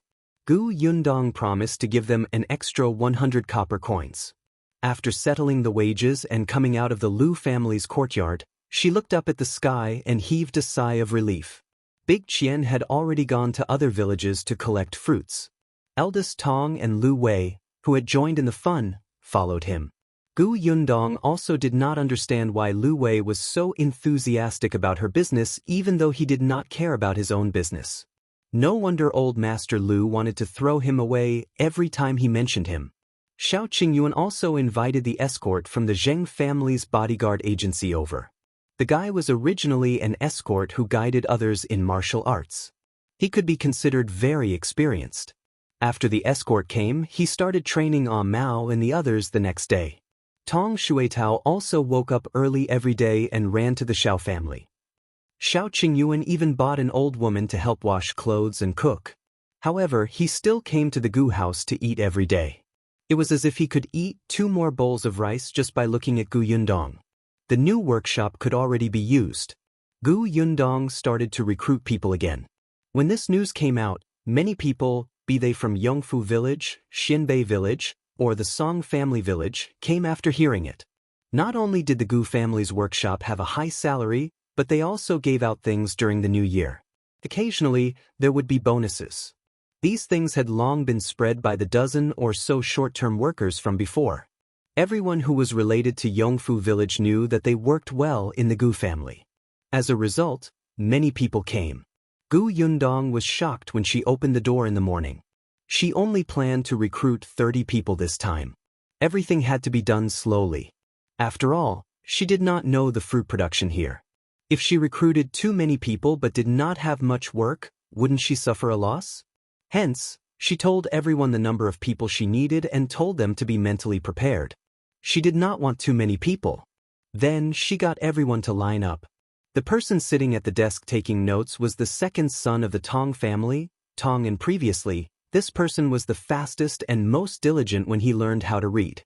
Now that a few months had passed, he could recognize the basic words. Chapter 404, Why Don't You Want Me? Box Novel. CM Gu Yundong intended to train Tong and to be the manager of the workshop. This time, she might as well let him record everything during the recruitment. Tong was very nervous. He had always been the type to work silently. He did not expect his boss to value him so much. Now that he was holding the brush, he had to restrain himself with all his might to not tremble. The crowd in front was noisy. The young lady was talking and answering many people's questions. Suddenly, a cup of water appeared in front of him. Tong looked up and saw Xianxia pointing at it. This is jasmine tea. Try it. If you're still nervous, you can take a deep breath or hold your hands tightly. It might be useful if you tense up your body for a while. Tong was stunned. He subconsciously did as she said and actually felt much better. He raised his head in surprise and said gratefully, "Thank you, Miss Shen." "No need. A doctor told me this before. If you're nervous in the future, it'll be much better when you do this." Xianxia smiled and handed another cup of water to Gu Yundong.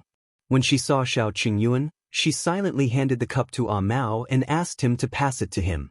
Shao Qingyuan had brought Mao to suppress the situation.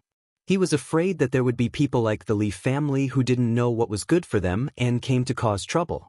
As expected, with him around, it was as if there was a stabilizing force. At least, after the Li family came over to take a look, they immediately shrank back.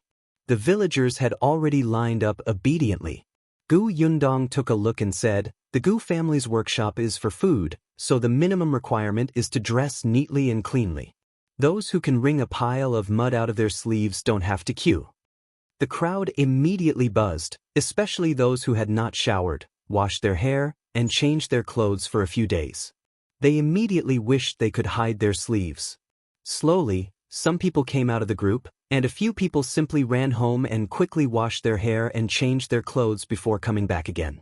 But Gu Yundong would not wait for them. She began to call for people and ask about their situations.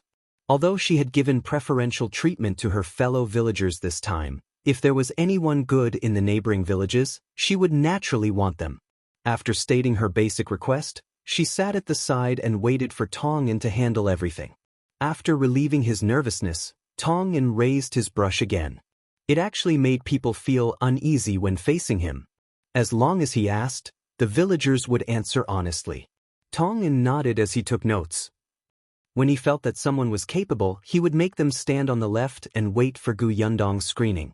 However, just as he chose the 15th person, Gu Yundong suddenly said, "Not this person." Tong was not the only one who was stunned. The villager also looked up in surprise. He thought that he was dressed appropriately and was clean. His hair had just been washed this morning, and he was much more energetic than the previous candidate. Moreover, he had the experience of doing short-term work outside. He was also agile and wouldn't slack off. Why didn't she want him? When the Gu family recruited short-term workers, if he hadn't already found a job in the county city, he wouldn't have missed it. This time, he was originally full of confidence. After all, compared to Wang Xuanzi, who was next door, he felt that he had a lot of advantages. Even though he was afraid of Shao Qingyuan, this person couldn't help but ask, "Why? Why don't you want me? Which part of me doesn't meet the requirements?" Shao Qingyuan frowned. That person was terrified and could not help but take a small step back. However, he still looked at Gu Yundong stubbornly. Chapter 405. Holding a Grudge. Senvel. CM Gu Yundong did not ask Shao Qingyuan to appear. She just calmly took a sip of tea and smiled at the person. After a while, seeing that the person was getting impatient and irritable, she said, "Why don't I want you?" She raised her eyebrows. "You might as well go back and ask your wife." That person was stunned. Ask his wife? His wife was also here. He turned around to look for his wife. Sure enough, he saw his wife, who was also puzzled, behind the crowd. That person took a few quick steps forward and couldn't control his volume when he was in front of her. He asked loudly, "Tell me, what did you do? Why don't they want me?" His wife shook her head in confusion. The next moment, she suddenly reacted. "No, it can't be, right?" Her expression changed instantly. The man in front of her naturally saw it and immediately roared, "What's going on?" I only gossiped about the Gu family's girl last time." "What gossip?" "I just said that she hasn't been back for a few months and she might have run away with the wolf cub." The more she spoke, the softer her voice and the paler her face became. The man felt as if he had been struck by lightning.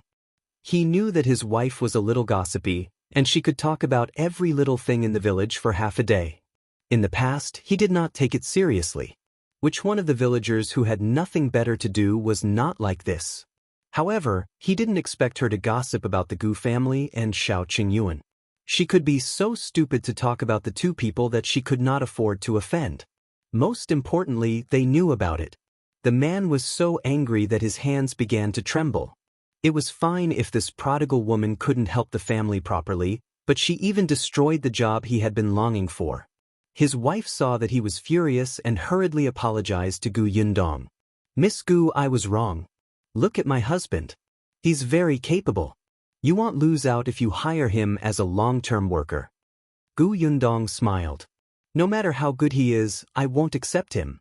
Since he wants to be my family's long-term worker, he'll be your boss. I can't afford such a long-term worker who dares to ruin his boss' reputation." The man's tense nerves finally snapped with a bang. He reached out and hit his wife ruthlessly. "I must have been blind to marry such a troublesome woman like you. You do nothing all day long and even complain about this and that. They'll beat you to death." The woman was so frightened that she ran around. Mao received Shao Qingyuan's gaze and pulled them out of the team, then let them fight as they pleased. Gu Yundong secretly sneered. When she looked at the crowd again, she saw several women with pale faces and anxious expressions. Under everyone's gaze, she took out a small notebook. After flipping through 2 pages, she said, "Other than the one just now, there's also Deng Dania's family, Li Fu's family, Qing Yuda's family, and Li Wugi's family. I don't want any of them." Everyone's expressions were strange. "You actually recorded them in your notebook. Are you afraid that you'll forget them?" The expressions of the families who were called out looked very dangerous. They all turned around to look for their wives. Only Li Fu was at a loss. "My wife died a long time ago." Gu Yundong glanced at him. "Oh, your daughter-in-law was quite enthusiastic when she gossiped." Li Fu's expression changed drastically, and his body trembled with anger. Better marry a smart wife than a pretty one. It was really the ancestors' wise saying. Look at them. All of them had been harmed by their us-tongued women. The women had already run away. The men from the families chased after them. After they left, Gu Yundong closed her notebook. "If anyone feels that I did something wrong, you can bring it up." Who would dare? Chapter 406, Chen Family's Envel. No one raised any objections. Instead, someone said very cleverly, "I think Boss Gu is right. How can a long-term worker go around saying bad things about the boss family and ruin the boss reputation? Moreover, the rumors are all fake. They're spouting nonsense without any evidence. This is because their minds are not clear and there's something wrong with their thoughts." "Yo, this one can talk." Gu Yundong had a preliminary impression of this person, but she did not say anything. Quite a number of people chimed in and criticized those women. Even those who had been screened were on Gu Yundong's side. After all, who knew if they would be chosen next time? Gu Yundong was very satisfied with the effect and asked Tong An to continue. Tong An had chosen a total of more than 40 people. He felt that these people were not bad. Next, she asked Gu Yundong to choose another 20 people. After all, she had to count the people who had previously worked for her family. In total, she had recruited more than 30 people. In the end, they confirmed that there were 22 people from the local village and 11 people from the other villages. Chen Liang had been watching from the beginning to the end. At this moment, he was smiling and was extremely satisfied. In the past 6 months, Yongfu village had slowly risen because of the Gu family's workshop. There were many people who repaired houses. As he walked on the village road, he could even smell the fragrance of meat from time to time. Even the matchmakers came frequently. In the future, Yongfu village would probably have to walk in front of other villages. As the village chief, he was proud. Yes, outstanding. On the other hand, Madame Zhou, who was beside him, tugged at Chen Liang's sleeve and asked softly, "Our family really?" Chen Liang turned around and glared at her. "What's wrong with our family? Isn't second son also working at the Gu family? He's pretty good." "But the first son," Chen Liang pulled a long face. "If he wants to work here, then he should come himself. If he meets the requirements, the Gu girl will hire him. If he doesn't come himself, do you want the Gu girl to invite him? How shameless." Madame Zhou sighed. Her first son had been working in town. Not long ago, a relative of the boss came over and took over the position of her first son. Her first son could only bring his wife and children back.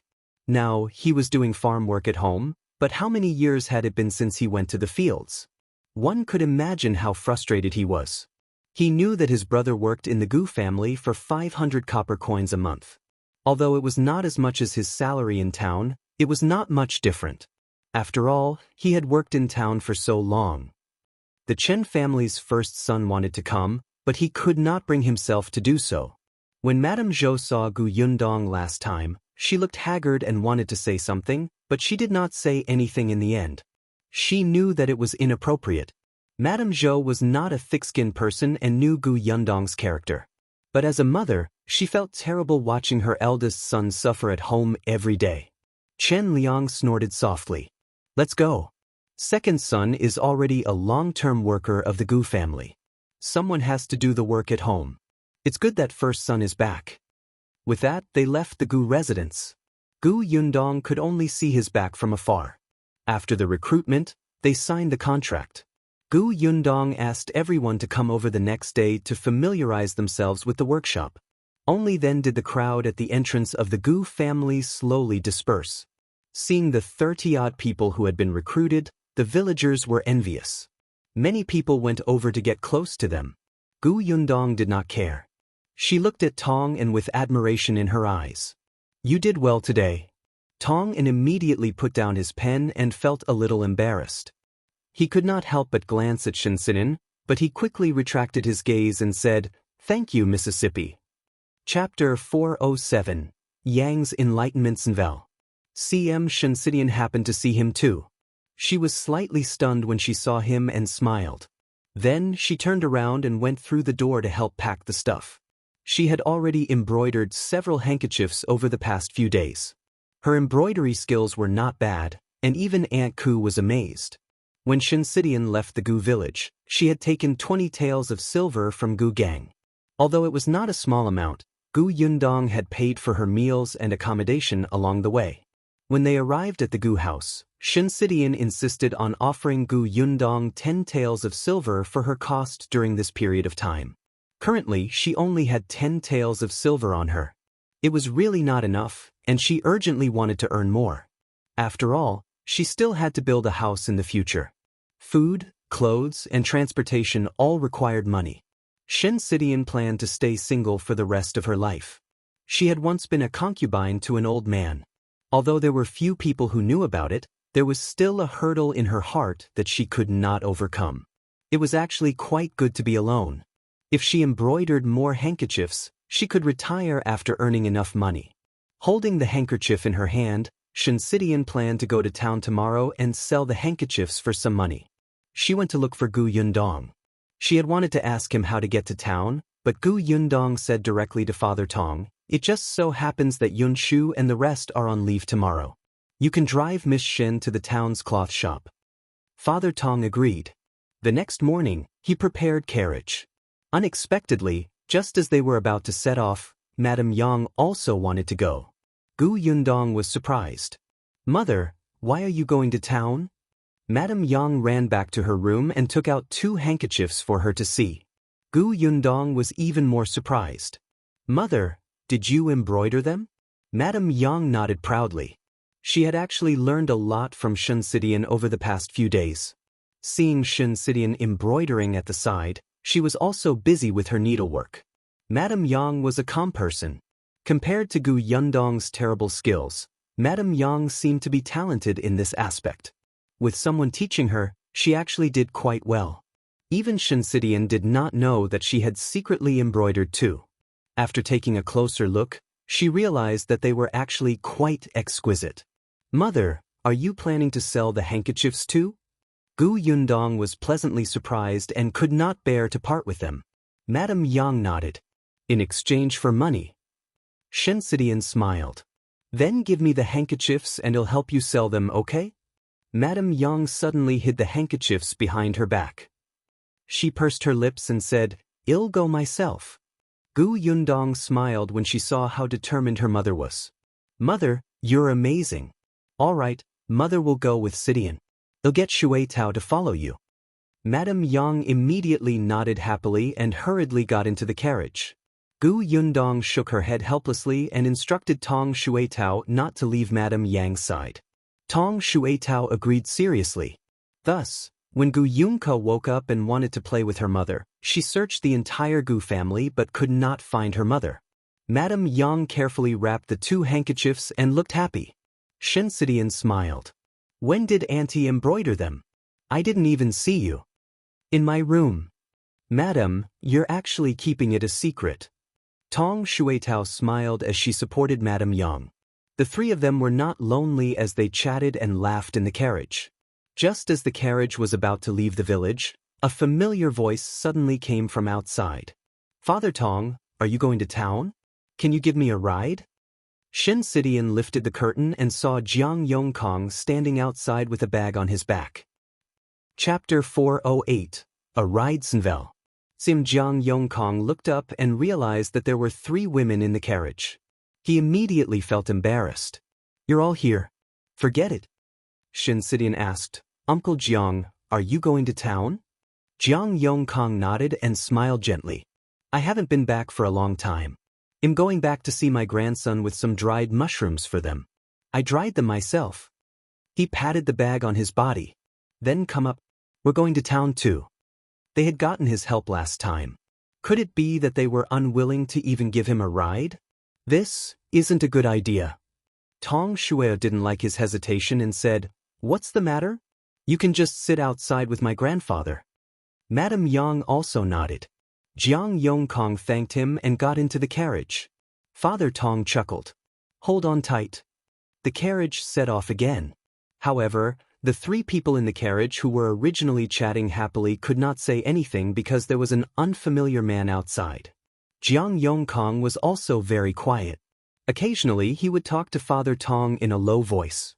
The carriage arrived in town not long after. Jiang Yongkong bade them farewell and left with his bag. Father Tong had been to this town a few times and knew where there was a cloth shop. He immediately rode the carriage to the largest cloth shop. Tong Shuitao accompanied Madame Yang and Xianxia in.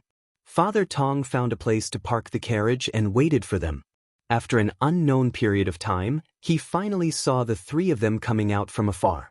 However, compared to their expressions when they entered, the 3 of them had very ugly expressions. His granddaughter clenched her fists and looked like she was about to hit someone. Father Tong hurriedly went forward. Before he could ask, he heard Tong Shuitao's indignant voice. She's too much of a bully. Seeing that we're strangers, she kept lowering the price. 5 copper coins per piece. We even used our own embroidery thread and fabric. How shameless of her. Father Tong quickly asked, What happened? Tong Shuio said, The lady boss of that cloth shop is a good-for-nothing. At first, when she saw that we were dressed well, she thought that we were going to buy things. In the end, when we asked her if she wanted embroidered handkerchiefs, her expression changed on the spot. When she saw Miss Shin's handkerchief, she kept despising it and only gave us 5 copper coins. It was as if she was dismissing a beggar. Father Tong couldn't help but frown. Although he didn't know much about this, he heard from his wife and Aunt Ku that Miss Shin's embroidery work was something that few people could compare to. Anyone who knew a little about the market would pay at least 20 copper coins for a handkerchief. I know another cloth shop. Why don't we go there and take a look? Xianxia nodded. Yes, let's take a look at more shops. We can compare them. The 3 of them walked in the direction of the carriage. Father Tong could not help but say, actually, the town can't compare to the county city. Why don't you go to the county city and ask? Xianxia held her forehead. At that time, I thought that since the town was close, I could just walk over myself. I didn't want to trouble Father Tong to bring me over. Who knew that when Yundong heard that I was coming over, she would ask you to drive me? She didn't expect Madame Yang to follow too. How is this troublesome? I have to send the 2 young masters to school every day. It's by the way. Xianxia shook her head. Yunshu and Yuanji went early. You went in as soon as the city gate opened. You came back immediately after sending them off. I heard that most of the cloth shops in the county weren't open at that time. How could I make you wait?